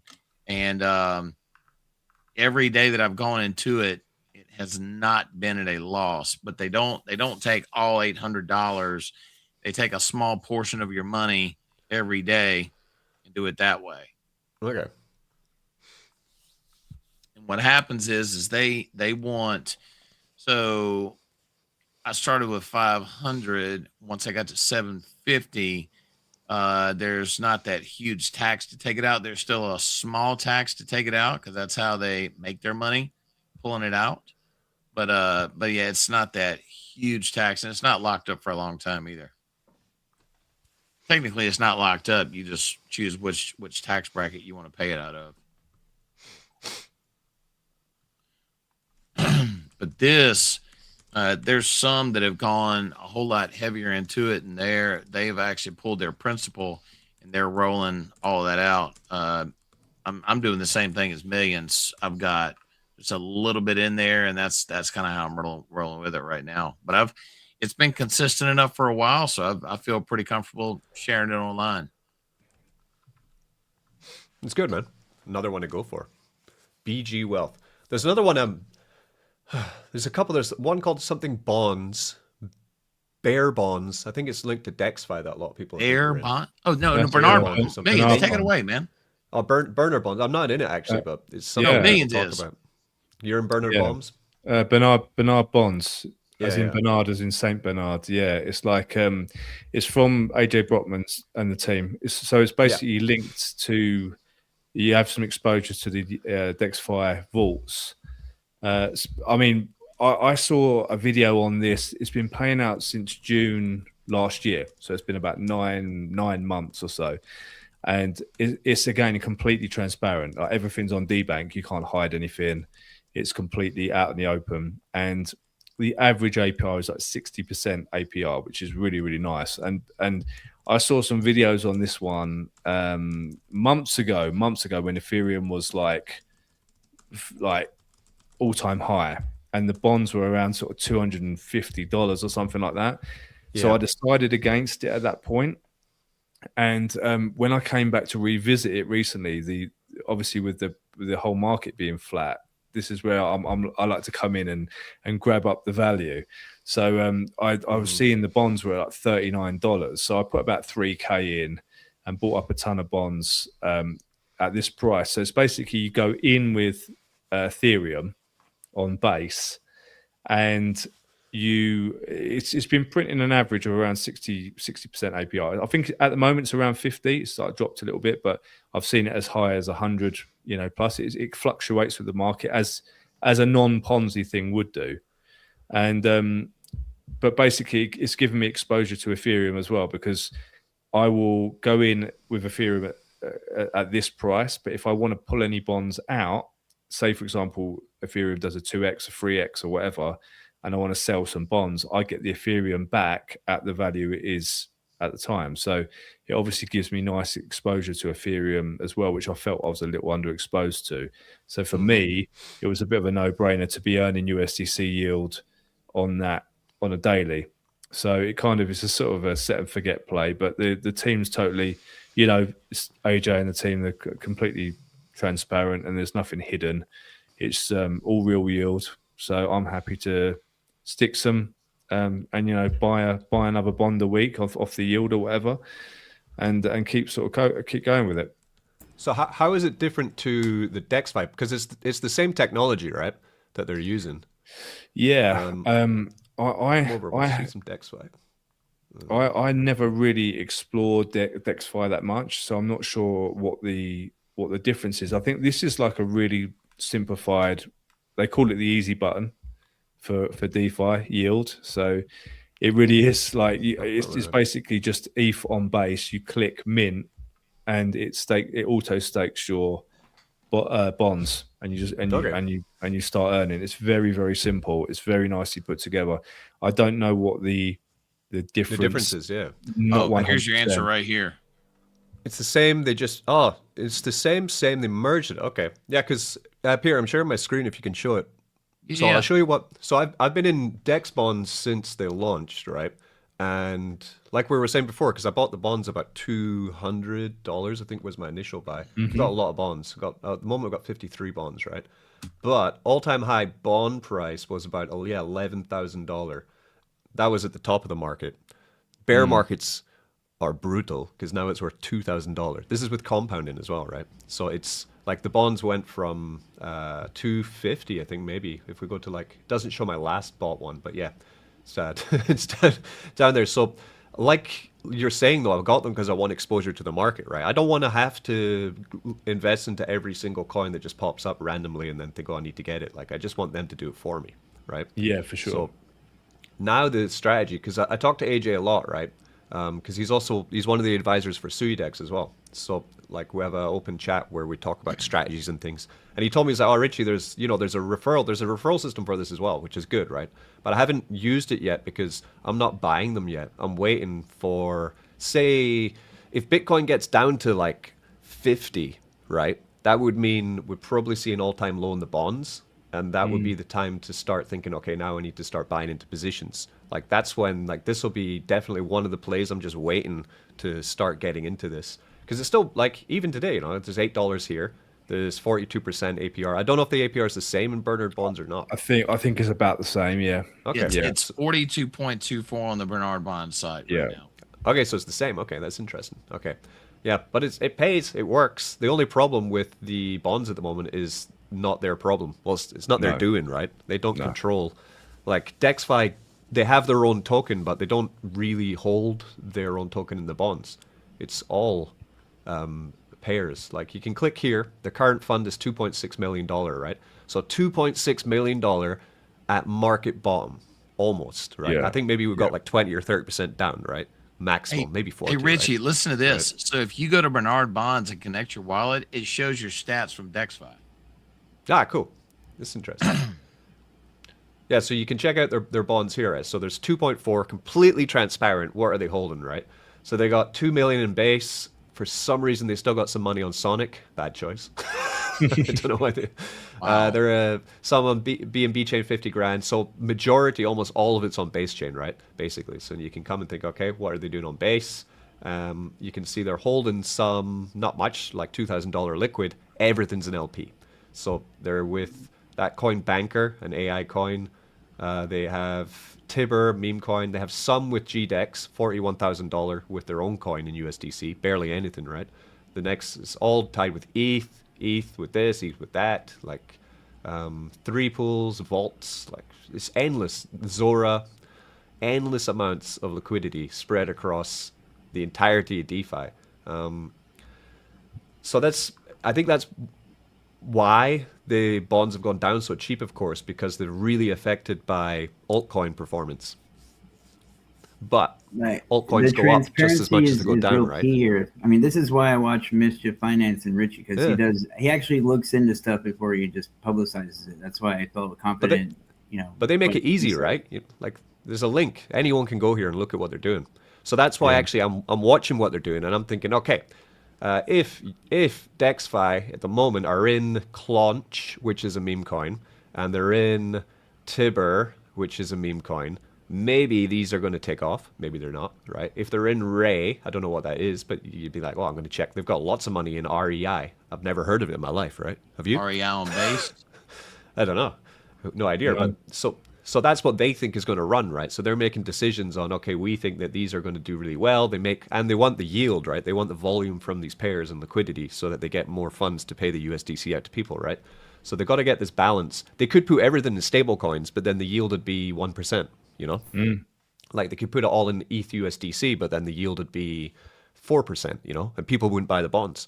So that it is this kind of balance of how degen can you put it to get more volume, essentially. But all of these, they'll hit their bottom, and altcoins go up way more than blue chip assets.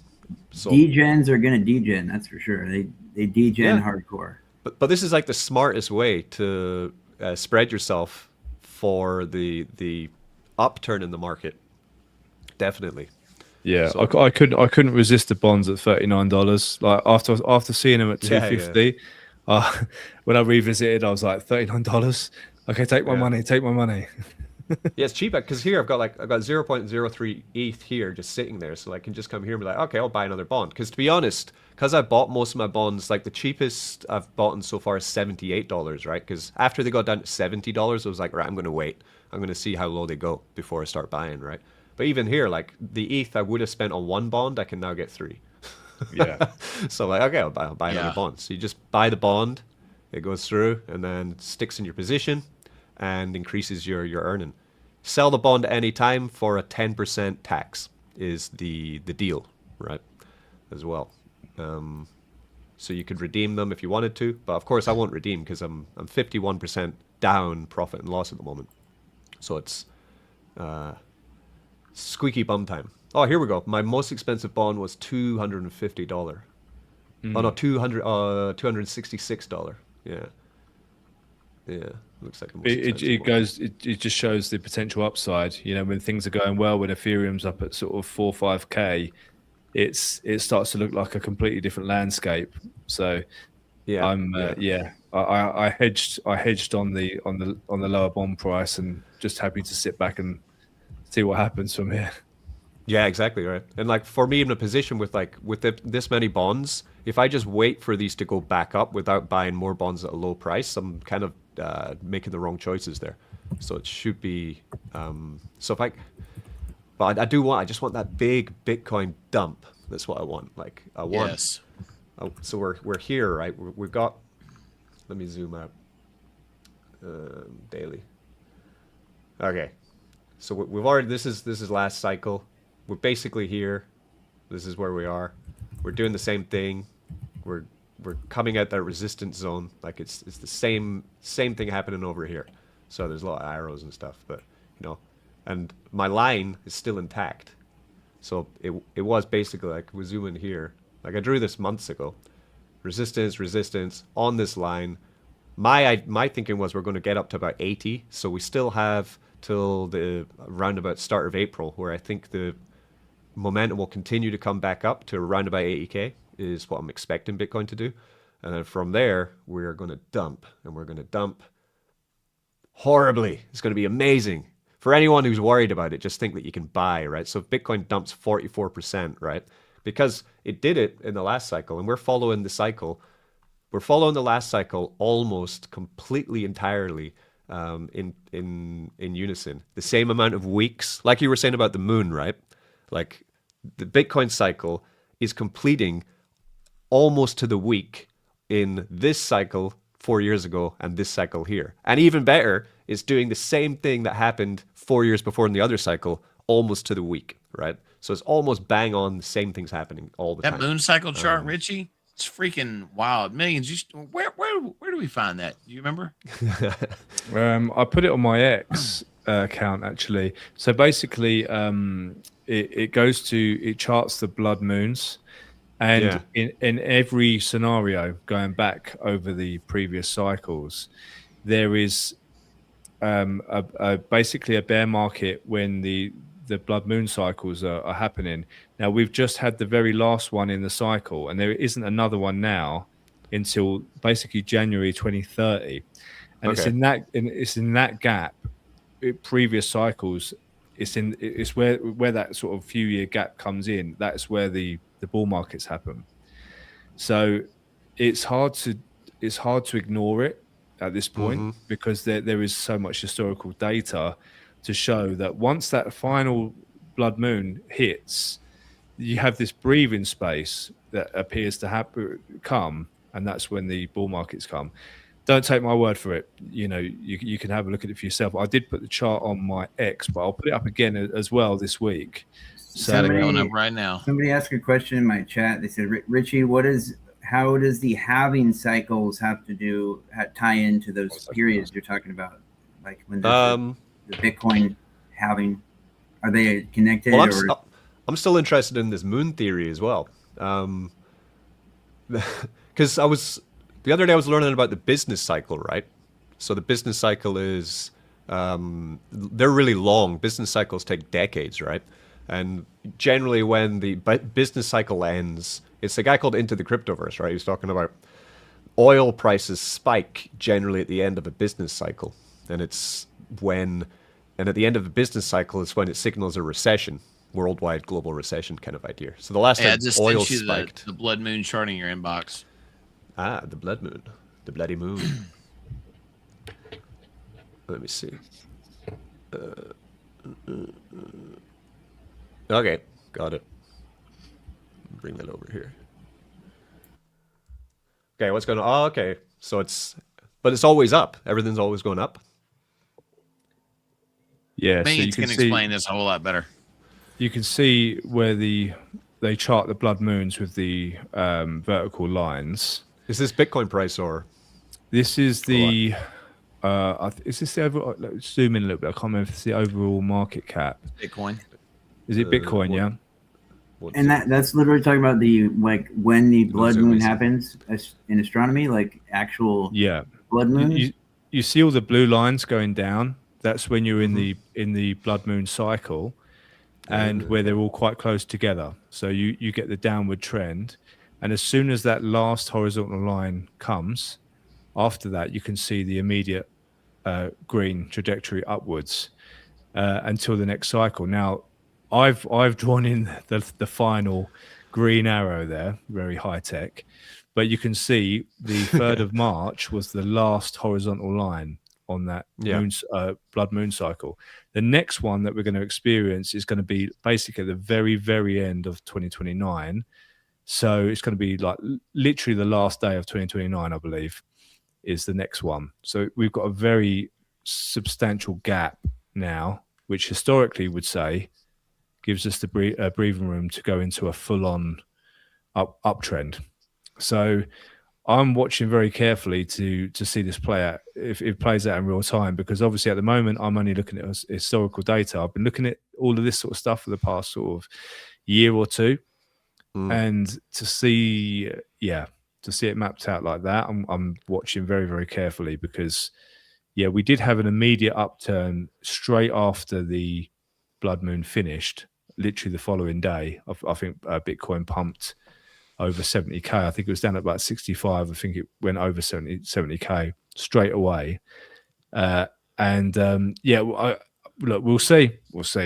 I don't want to get too woo-woo with everyone, but it's something to look at. Yeah, it's like if you watch this, right? So this is the last 4-year cycle top to the, so if you take a measuring tool, right, and you just go from all-time high top to where it floored, we were 80 days, right? And then you come to R1, current cycle, you come to all-time high top to the bottom, and we are, what's that, 79 days, right? You then take the percentage change from this last 4-year ago cycle, from all-time high to the floor, it went down 52%. And then you come up to this one, and you come up and you check in the same time scale, we go all-time high down to the floor, it went down 35%. So it went down less, right? Which is quite good. So the time scales are different, but the dips are less, which is good to hear. But then if you go from the time to this floor, we are then 47%. So possibly that's the second last dump, right? Would be if you went along the same slightly different time scale, but to the floor price. So then you have dump here, relief rally up 43%, and we're currently in that. So we dumped here. Relief rally would be around about up to about here, which would be actually 85, right? But I'm thinking we'll go up about 28%, which would be 80k, and then we go down and we dump. And the last final dump from the relief rally in the last cycle was 61%. So if we do that from 80k, we would go all the way down to 30k Bitcoin. So the halving cycles are not really considered in these calculations? They don't matter? This is a halving. This is the 4-year. So this is a 4-year cycle. This is a 4-year cycle. Bitcoin has a halving every 4 years. And generally, if you go back and look at 1, 2, and 3, even with everything that happened in COVID and all that fucking craziness, they match up almost completely to the weeks for 12 years of Bitcoin price performance. And the cycle is just, the halving is when the amount of Bitcoin that is able to be mined is halved, right? It's getting so small now that it doesn't really have an effect on the price, I don't think, that much. This is something more. What it mainly affects is the ability to make more of them, because the compute cost to make more becomes more than they're actually worth. That's why it's, the production cost of Bitcoin goes up, of course, with more people mining it as well, though. But I think this is more just psychology of how people see high-risk asset, like something like we can only deal with it for 4 years. It's quite strange. But it makes it really easy to predict what's going to happen, like, in my opinion. Like, I can tell you that over the I've been in crypto since late 2019, and the best darn mechanism that I have found to DCA into Bitcoin has been SuiFarm, hands down, because paying out Victory token and absolutely, DCA into it is often, millions has the single-sided Bitcoin put in, and he I like that one. On that. Because you just stack and if you like I said before, if you hold your assets in the single asset on SuiFarm, then when the emissions close, when the emissions finish on that, the tax for leaving turns to 0, right? I'm going to turn it off because I have that ability, right? I can change all the deposit taxes. Like we put down the tree from we'll put the deposit fee down to 2% from there. Like we can even put it down to 1, if for your NFT launch, we can get more liquidity, right? Like, so the for these, the reason why I like this project mostly is because Richie is the developer. It's not like a project he is speculating on. This is his project. That's why I have more trust and faith in it. So I control everything that happens here with the pools. Yeah. So for example, if you're going in the Bitcoin one, you get 50% APR on Bitcoin, 4% in, and it says 4% out. But when this closes, which will be in another 6 months or something like that, 7 months I think, until finally the APR emissions end into the single stake, I'm just going to turn this withdrawal fee to 0. Everyone who's been in here, thank you for supplying some fees to help with the token locker and the SUI Trump burns. The fee is now 0. Take your coins and go do what you want. So the way to do it is, if you're in the single stake, just sell some of the victory into the Bitcoin and rotate it back in. Stack your bag, essentially, right? And there's an 80%, the fees, 80% goes back to the community. That's kind of unheard of. Exactly. Yeah, because from that 4% is going into the victory locker, 4% is buying and burning SUI Trump, which we just did, but I don't know if the bot fired. Did the bot break again? That's one thing that I think is cool about looking at the price of SUI Trump on CoinGecko is you could see the supply shrinking in real time when you go to the CoinGecko listing. It shows originally 10 billion, then it shows what's circulating, so you could actually see it happening. Oh, the burning, yeah. But I've been thinking about burning. CoinGecko the final boss? Kinda, yeah. I think CoinMarketCap you can just pay a fee. CoinMarketCap is pay to play. CoinGecko actually has some standards. They didn't burn. I'm gonna burn. So we're gonna burn some SUI Trump. I bought some and it didn't burn. Don't know why. Slush Wallet, yeah, Slush Wallet also is the final boss. There's a bunch of stuff on SUI that's the final boss, to be honest. For verification of a project, Slush Wallet is the final boss. It's easier to get verified on all the projects, all the chains, but to get a verified coin logo on Slush Wallet is extremely hard, and there's not even a set strategy for it. It's just whatever, they don't tell you why. We're gonna burn $200 of SUI Trump. So I've been thinking about the buy and burn. It's good, getting rid of tokens, buying tokens and getting rid of them is great, right? But then I've been thinking about it, and I'm kind of bridging a little bit more to thinking that maybe bought and burned LP might be a way to go. Also with SUI Trump, I'm not sure. Is that good for Tree to do something like that, Richie? Well, if you have bought and burned LP, it means that you're always giving value for people to sell into and buy into, right? If you're just buying and burning the tokens, of course, it's good because there's less tokens on the market and they're disappearing through buy pressure, but no one really sees it, right? Because it's gone. It's vanished, right? They just see a number that says it's gone, right? Whereas if you're buying and burning LP, then the LP is still, people are still able to trade through the LP. So it might be, so I'm kind of thinking about it a little bit more. I might pivot and then use, say you pair SUI Trump with SUI and then burn it. Whatever DEX you burn it into, then it will be there forever for people to trade with. How do you permanent LP burn on SuiDex? Yeah, well, then I was thinking because I started yesterday with the R bot. Yeah, I did burn it. See, I burned it, but the bot didn't fire. Fucking bot. Peter, I remember watching a video with you and Richie about the liquidity to market cap comparison. That's important too. Both those projects have really high liquidity to market cap ratios, which is a good sign. Yeah. So this is what. So yesterday, actually, I started burning some LP. So this is the Arbot setup, right? So what's happening is been running for 4 days. In 4 days, we made $47 of profit, which is nice. So the last 24 hours have been quite slow. There's been not much opportunity, as you can see from these gauges, right? What these gauges are doing is checking when there is an opportunity of arbitrage. This is SuiDex, the pools we're protecting on SuiDex from our bots. And then down here we have the different LPs in SuiDex that we're protecting as well. And then we have here, this is non-SuiDex pools that I'm hunting. This is where I'm going to Cetus, going to Bluefin, going to Aftermath, going to Turbos, and trying to capture arbitrage trades from them, then take it back to SuiDex, buy LP, and then burn the LP is the whole plan, right? So we're hunting Lofi, Toilet, Gold, Hydal, Bitcoin, Turbos token, Blue token, loads of Bitcoin ones, NavX, all of these coins I'm hunting, right? So I can watch them here and see how the spread is going for different ones. It's a lot of numbers, no, but I'm using this. I'm a visual learner, so I'm using all the.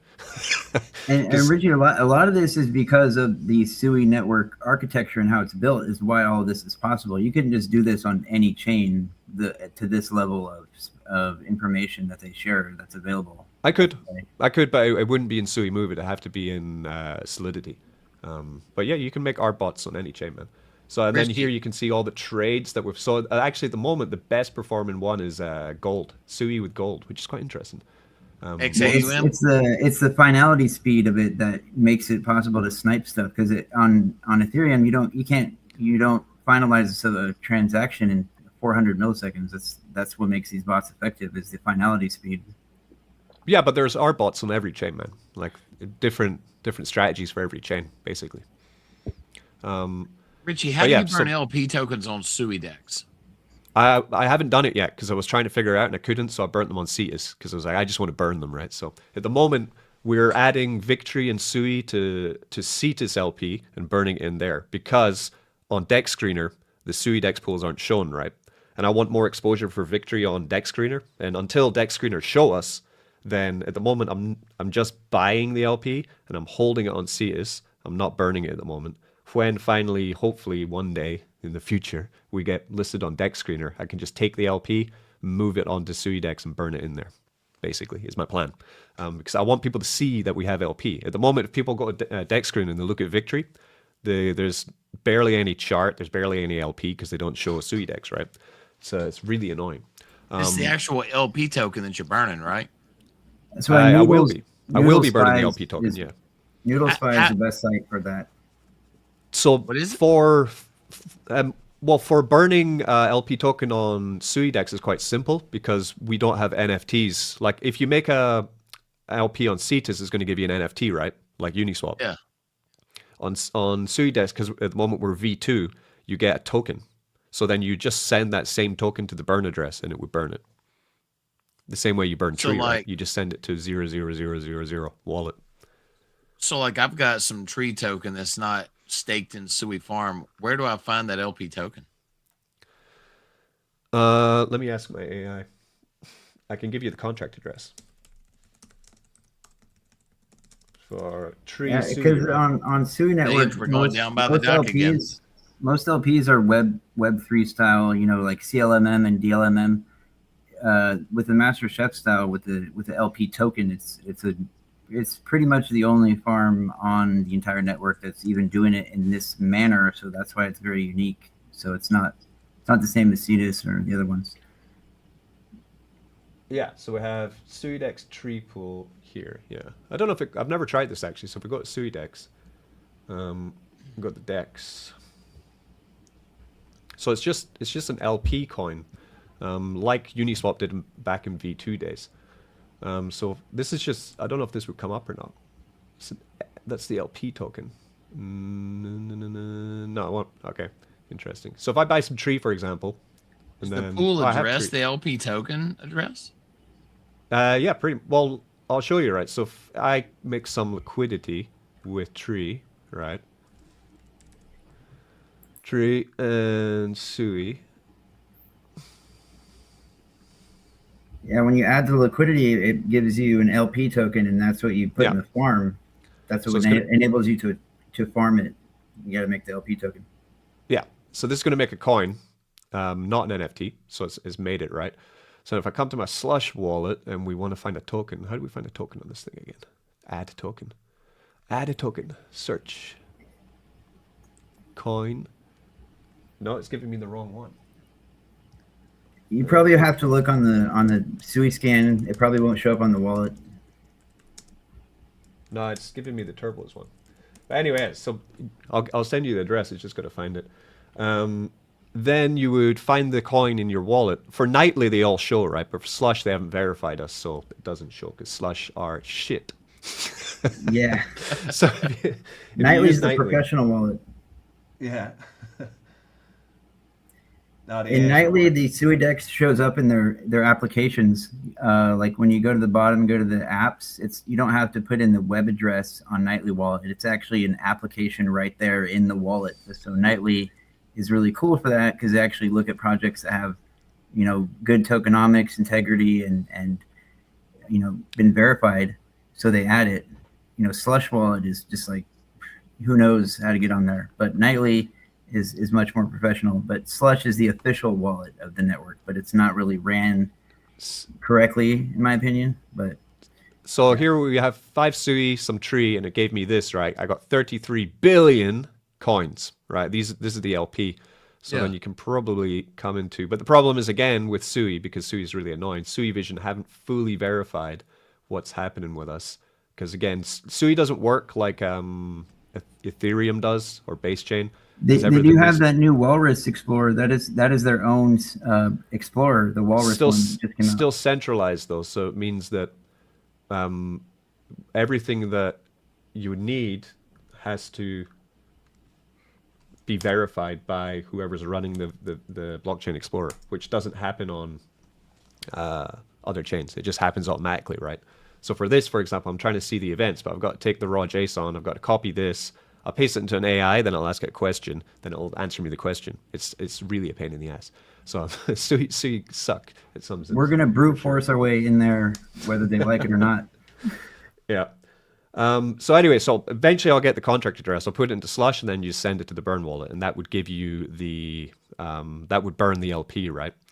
But for now, with the art bot, what's happening is every $5 that I make, well, every at the moment the way I'm running it is 50% of all the profit made by the art bot is going to burn SUI Trump and Victory LP. So every $5 of SUI Trump.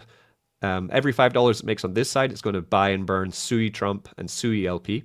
But at the moment, it's only buying it, it's not burning it. And it's going to put it on CETUS. And here we're going to buy and burn, or we'll just buy $5 of Victory and SUI LP. So every $5 this racks up, automatically the contract buys it, pairs it in liquidity, and just leaves it there. When finally we get tracked on Dex Screener and we have more visibility, then I will move it to SuiDex and burn it, or they get V3 ready on SuiDex, and then I'll Richie, I think it's important to point out that this is like the bonus. This is on top of what they're getting on the farm. It doesn't affect what they actually get. That's scheduled in the contracts of the farm. You still earn the same amount of Victory. That's all set in stone. This is bonus on top of what you're already earning. This part of it, right? So Richie, so Slush Wallet don't find it. That's the problem. They suck. That's their problem. Let's try Nightly. So Richie, I was talking to Millions about this several times about SUI waking up. So it seems like when we were talking, the magic number for SUI is basically about $2.20. That's when PACA theoretically will come back online. I mean, right, Millions?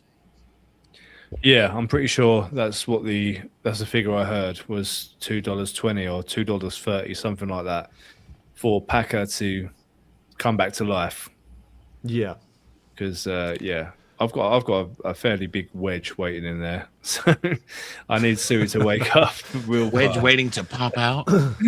Yeah, exactly. So I feel in the next bull run, like when everything starts going hot, I believe that SUI will outperform all the other L1s as far as growth. It's going to be explosive.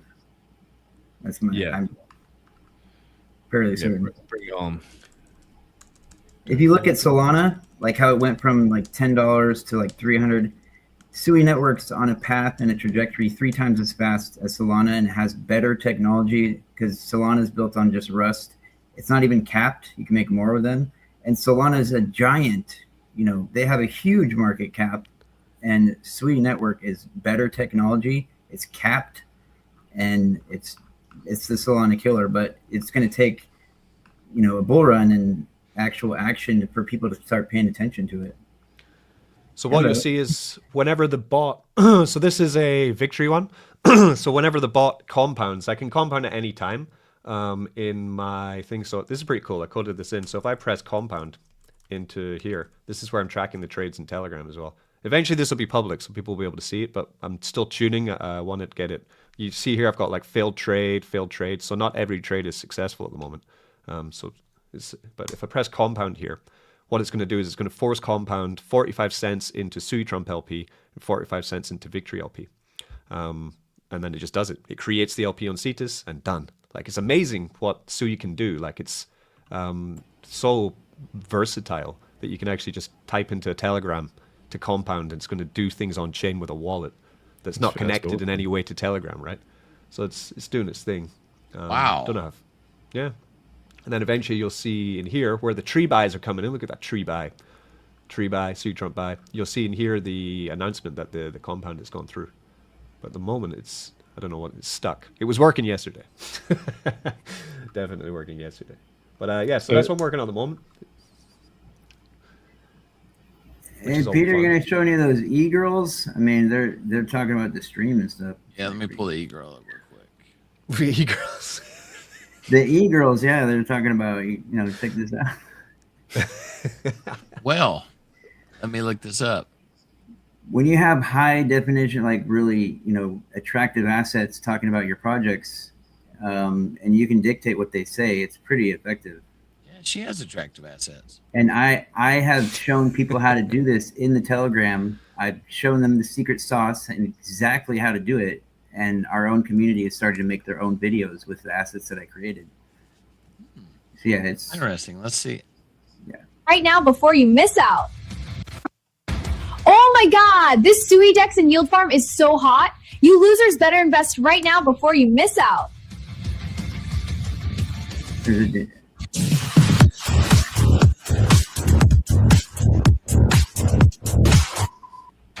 Oh my God, this SuiDex and Yield Farm. Yeah, so those are all just made up synthetic people. It's not copying. It's not a deep fake. Those are synthetic assets that I created with AI, and you can just use Grok, imagine image to video to make them say anything you want, and it's you own it, you know, because you made it. You're not copying anybody, so they're pretty effective. There you go. It's pretty good. So now we have SuiDex Girl. If you notice on X, more people are taking her image and making different videos. So now there's more community-made SuiDex Girl videos of her doing. It's all safe for work, but she's just coming up with like different. I like the one where she's got like the shining hands. Have you seen that one, Furley? I don't know who made it, but they just took the image and then created their own videos from the. Brett, from the same I know world. Brett Prince has made a lot of videos. Even Sunny, one of the OG holders, that's a female, I believe, and she's even made videos with it because in the Telegram I have the original high definition 4K image because it was made with Google's AI Studio with an API key. Because if you use Gemini, you're not going to get full 4K and it'll have a star on it. But if you use, you know, the Google AI Studio with Nano Banana 2, you get full 4K. You could decide the ratio, and then you use that as your first frame in the Grok Imagine image to video creator, and then you put what you want them to say in the prompt, and you could put the seconds of the video like in brackets from 0 to 3 seconds, what they do, and then what they say, and it'll come out exactly like that. So it's pretty nice. Richard, what's the latest on SuiDex games? So yesterday I worked with Furley, actually. We made a document to give to the team to fix the DEX issues, because there's a lot of things we don't like about the DEX in terms of like response problems, glitching. Sometimes the trade route just goes random for no reason. So I gave this whole document to the developer who's working on fixing the DEX at the moment, or improving the DEX, because nothing's broken, but it's just some glitching.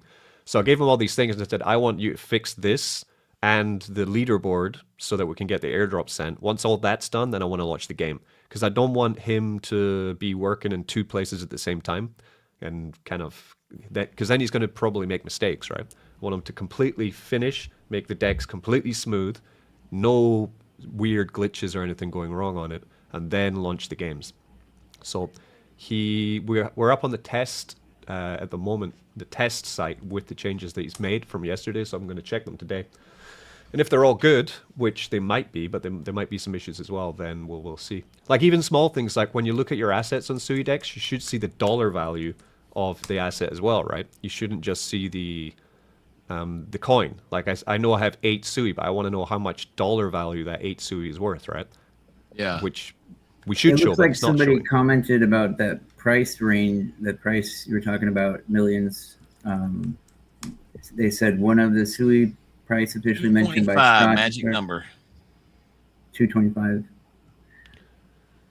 No, And yeah, it's- so as far as what I'm working on, I made a whole meme coin arcade pack where you could trade the sprites in and out, but I have that all offline that I'm doing. But I'm planning on maybe putting it on the SuiDex games site if possible. But it's basically an interchangeable pack like Subway Surfer, Flappy Bird, Snake, a whole bunch of different games, and you could plug and play different avatars of your coin. So it's already built. And to change the avatar like of the meme coin, you just change the sprite in the application. So, I could have like the tree token, a whole pack of games that we just put the tree token avatar as the sprite, and it changes the color scheme and the coin. There's 3 different sprites you could change out, and it customizes it to your project. And it's just something to do. It's not even connected to the network. It's just entertainment only, because I felt that was better for me to work on is stuff that has nothing to do with connecting wallets. It's just entertainment, but it does keep score in case you want to plug it into some sort of prizes or giveaways.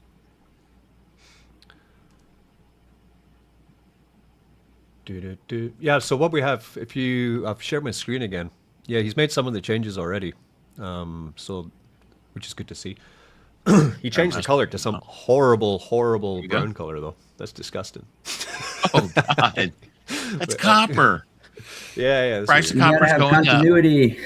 up. Brown and purple, that's a choice. I'll tell him to change that. But basically, so you can see here we have a balance of 8 SUI. It has the price of, say I put 1 SUI, it's going to tell me the 96 cents, right? 97. So you're going to have the dollar value of your funds. So we go to 7, it's going to say $6.96. So simple things like that will be, like I told him, like, why don't we have this? We should have. The developer before on the UI was actually unable to do this. This is why we changed developer for UI, not for backend.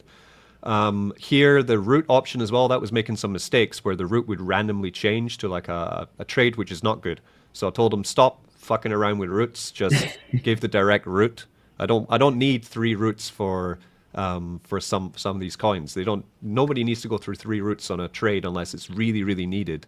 So generally just go for this. So that's fixed. Then the other things I told him were, if someone wants to add a coin to SuiDex, they paste in the contract address, right? But you can't save it on your computer. So say I took a random coin from Noodles and I want to put it into SuiDex, I should be able to import it onto my own wallet so that it's always there, right? And also, if someone adds liquidity onto SuiDex, the token should immediately be visible on the DEX. Not like I've added liquidity, but I don't see it. Like, why is there, before there was some verification process. So he's doing that so that anyone can, as soon as an LP is added on the DEX, the token will show in the swapper. And some of that information depends on the cookies that are saved in your browser. Like if somebody's, doing something on their computer and they've done it before, if you have cookies that have your own personal information that's saved for your own browser, it'll make it look different. So it depends on each person what they've looked at previously with how websites work. Richie, the Muse community, they have created their LP on SuiDex. They are looking to move from, I think it's Moonbags to SuiDex to hold their LP, which is great. Yeah, I know those developers. They're very persistent in being, followers and fans of what Richie and I are doing on the network. They're always on Spaces talking about their project, so they're pretty cool. They are also working on a game as well for Sui, so that's good to see as well. Yeah, because you can see here, like, there's a lot of people. If you go in the pool section, you'll see there's a lot of pools made by different coins because they just want to get visibility, right? But the problem that we have in the DEX is that I was telling the guy yesterday is that, so here we have like SB coin and Sui Trump. Someone made that liquidity, fair enough, they made it. But if you come to the swap and you type in SB, even though the liquidity exists on the DEX, there's no coin, right? Which doesn't make any sense. So I told him anyone that has liquidity on SuiDex, their coin should show immediately. So there's some weird gatekeeping verification thing that was made by the last guy who made the DEX on the UI that has also been fixed. So it's all these little niggly things that I told him, just fix everything, make everything better. Look, like, I hate this color though, but but the function of it all, once all that's done, then we go to SuiDex games. So the faster he works, the faster we can get it done. The coins that have a farm position on the DEX are, for me, some of the best projects on the network in the meme category. The SUI Trump, the Tree, and the Aquashock coin as well. So the developer was on last Thursday for Aquashock. How was done? Is he doing good? Yeah, he was on. If you go to last Thursday's stream, he came on for like 15 minutes, talked about what he's doing. He's steadfast, holding strong, but it's a down market, and he has a small project, but he's definitely dedicated. But he's a good friend of mine. I talk to him personally all the time. He came on the stream, so he's a good guy. And of course, Peter's on there. We know Tree is awesome, and SUI Trump is my ultimate favorite, my biggest bag holding for sure. Besides, the DEX and everything. Millions? Because this is all I do full time. What you got holding in the DEX of SUI? I've got my SUI Trump. I've got my Tree. I've got what else have I got? I've got a big Bitcoin position, and I've got a Victory SUI position.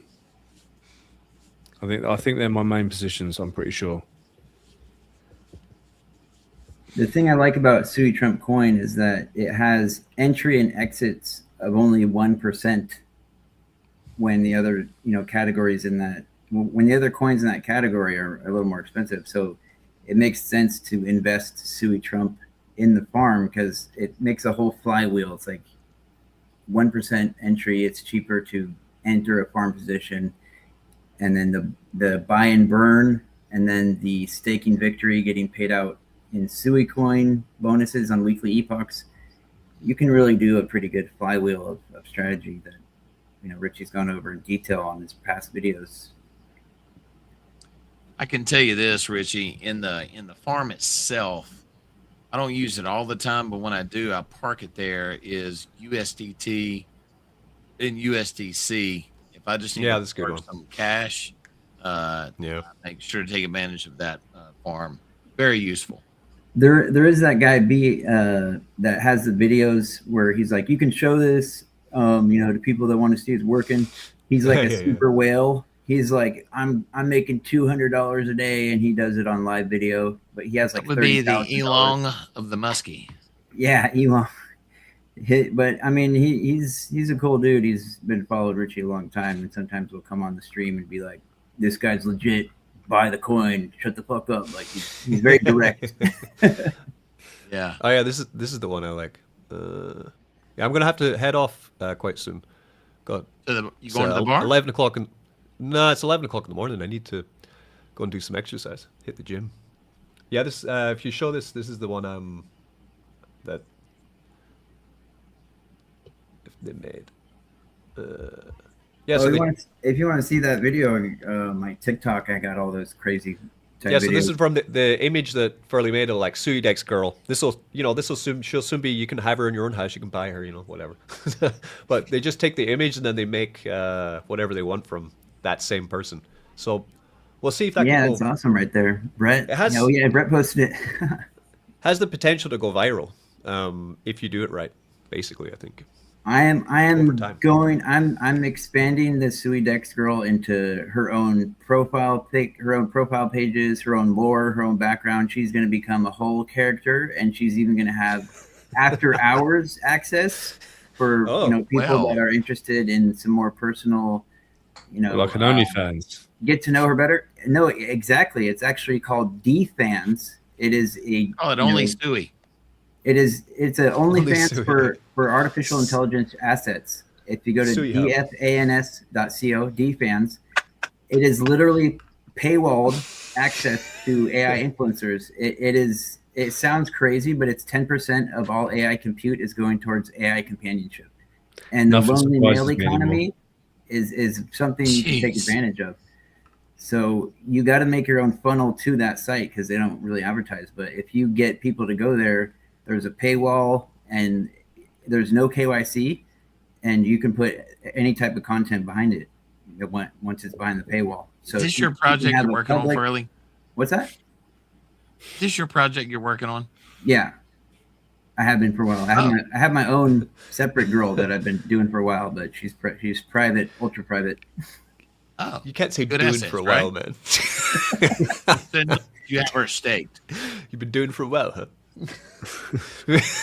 I do the internet. I am a man of online. I live online. I'm already merging with AI. I'm an AI agent. It says right there underneath my name. I'm just an agent.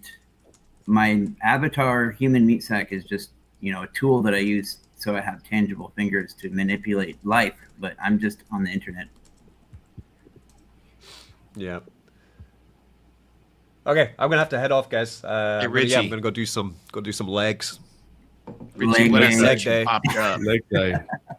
Yeah, Yeah, every day is leg day here because I do full body, so I do legs every day. I'm a sadist. Legs every day. Jesus, I do like once every 2 weeks is enough. It's so boring. Legs are so boring. They're so painful. It's just like It's disgusting. It's true. It is. You can't walk the next day. But if you do full body, then you can sort of hit them. You don't have to completely obliterate them, and then yeah, true. It's like today was like maybe 2 leg movements, 2 chest movements, 2 back movements, 2 shoulder movements, and then home. So like I can still function the next day, and I can squat on Saturday. So it kind of, Man, that's crazy. You guys ever do burpees? The calisthenics? Doing burpees is really effective. It's like a whole body workout. yeah. I've got PTSD with them from my years of martial arts.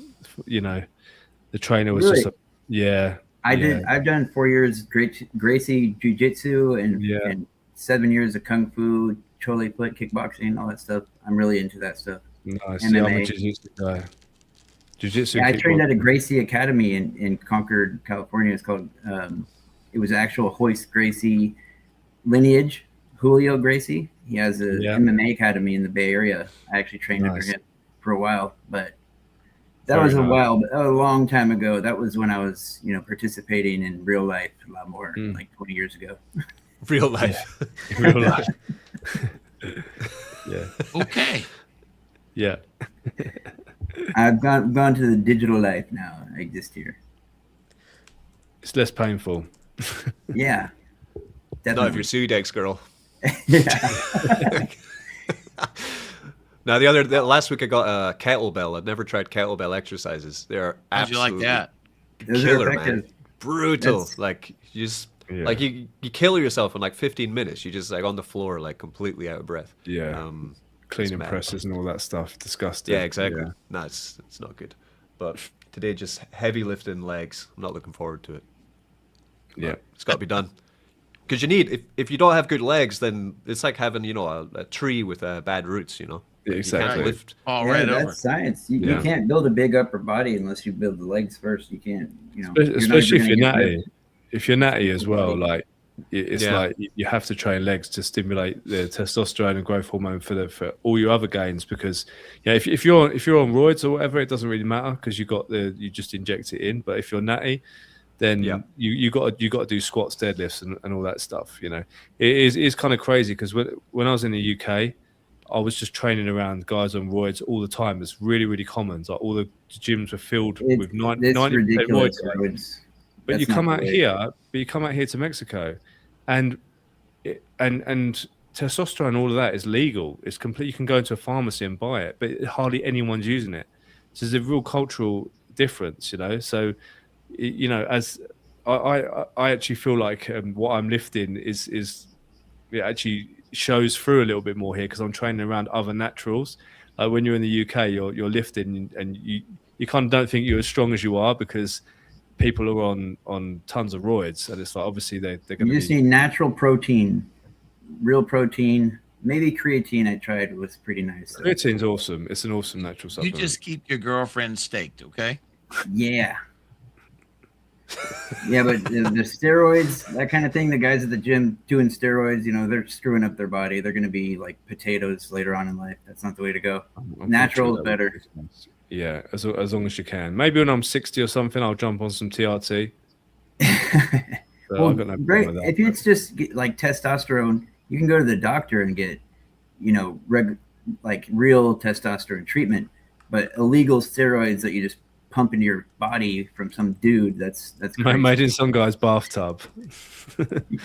Yeah. No, I think I'll pass. Hey Richie, so the object ID on the SuiDex SUI TREE pool, is that the actual LP coin address? I'll have to look into it. Like, these are the other things that I want them to do. I want them to make all this crystal clear, right? So I'll message you when I've got it. Because I would recommend to look at your playlist on your YouTube channel. You have other videos that. No, I don't cover that because each LP coin has a different contract address. But the problem is that the wallets that most people use don't verify them yet because on SUI everything is centralized. That's the problem. So this is it, Richie, because I just searched. I went to SUI Scan and searched up this, and it's showing the coins that are created.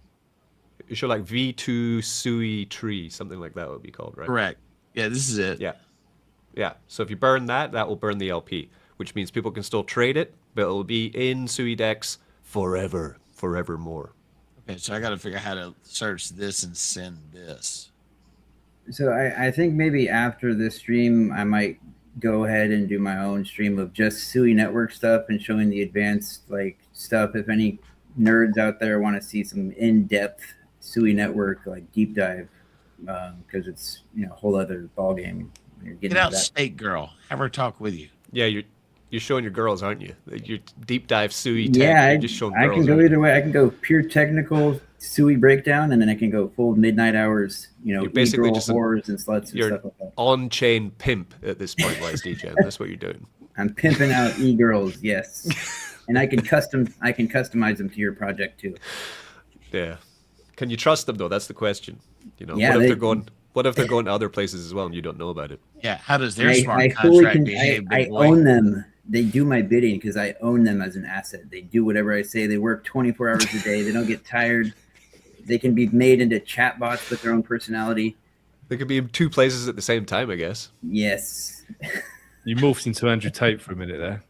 Yeah, he did.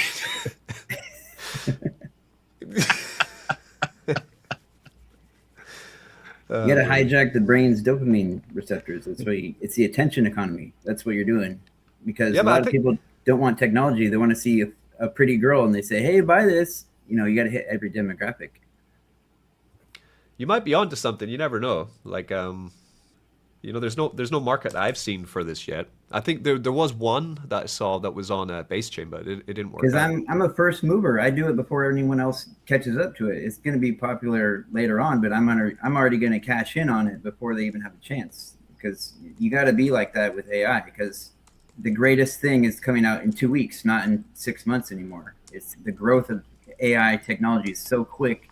You got to be on top of it. The next thing that hits, you got to have a production ready asset that day, or it doesn't count. Very true. It's like hair metal in the 80s, right? Yeah, because the growth curve of technology, it was already going parabolic with computer processors, but when you add in AI that can train itself, that line is going to be so parabolic. Just a year from now is going to look like an alien planet. It's going to be crazy. If you look at AI technology a year ago, it has you couldn't do any of the stuff we're doing right now. Okay, guys, I will see you later. Thanks for inviting me onto your StreamYard, Arborist. Million's nice to talk to you finally. I missed the last stream. Sorry about that. No, it's all I got the day wrong. We got the date wrong. But I figured out that Mexico does not observe daylight savings time. So he was like, "Hey, I'm coming on." I'm like, "Yeah, I've been here for a little while." So that thing's frustrating. There's an hour difference. It's like when they feel like it, they're on the same time zone, but sometimes it's an hour different. Because like I have some people in Arizona. Sometimes we're on the same time zone. Sometimes we're not. So it's confusing the way they do that. But yeah. But we made it today. We got it locked down. So that was awesome, man. I had a blast today. It was awesome. Yeah, guys. Okay. See you all later. Take care, brother. Have a nice evening. See you later. See you, Richie. Peter, before I make a move, because Mrs. Millions is going to want to. We've got an early start tomorrow, so I need to get my ass to bed. Although I always find the evening so productive when the house is quiet. But if I pay a little extra, if I slip you a few pesos, can we get a 1 of 1 millions tree NFT? Is it possible? Can it be done? I'll send that message right now. Can it be done? Yes. So are we still streaming right now? Yes. Yeah, absolutely. Okay, right on. Okay. Yeah, because we're on StreamYard. You can send out the stream to many places because we're going to X, to Kick, to YouTube. So it's pretty diverse. It's freaking awesome. It's awesome. I'm gonna have to love you and leave you because as I said before, I've got to be up at 6 a.m. So we'll I'm gonna go and have a little cup of chamomile tea and kick back for 10 minutes before I go to bed. But yes, I'm gonna make you your own e-girl millions. I'm gonna make you a millions e-girl that's gonna be a spokesperson for all the stuff you do. Love it, mate. Well, I've followed you back on X, so we're connected. So it's good. It's good. Yeah, and on Telegram, I'm Mr. Furley. That's me with the magical poop rainbow dude. Mr. Furley. Nice. Too. We'll connect on there as well. Yeah, it's been nice talking to you, brother. You too. Thanks. I'll catch you guys later.